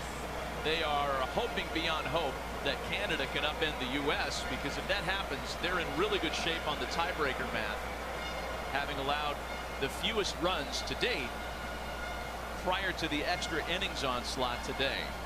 Yeah, they're definitely playing on Monday. If Canada wins, it's just a matter of if Canada can pull off that upset, so they'll be watching. Let's check in with JP, who's standing by with Wellington Castillo. Thank you, Matt. Wellington, you caught every inning of this weekend, every inning of this classic game today. How do you feel right now? Honestly, I feel really good right now. You know what I'm saying? The pain or soreness or kindnesses, I don't feel it right now because we've been living a really good moment, great moment, a great time. Yesterday, the game, and today is an unbelievable game. So right now, my mind and my body feel really good because the way that we've been playing. 2 huge plays I have to ask you about. First, the throw by Bautista and your block and your tag. Take me through what you saw on that play. You know what? That's just a play, do or die. You know, you got to go with everything because if you don't catch a ball, you're going to be safe and we will lose in the game. So, you know, the throw take me to the line, down the line. So I just got to make sure about to catch the ball and hold it the harder I can. So that's what I did. 11th inning, you're at the plate. You break the game open. Take me through that inning as you watch it unfold, the very unique extra innings tiebreaker here in the WBC. I know they're not going to pitch to Polanco, so I was prepared mentally. And I just tell to myself, don't try to do too much.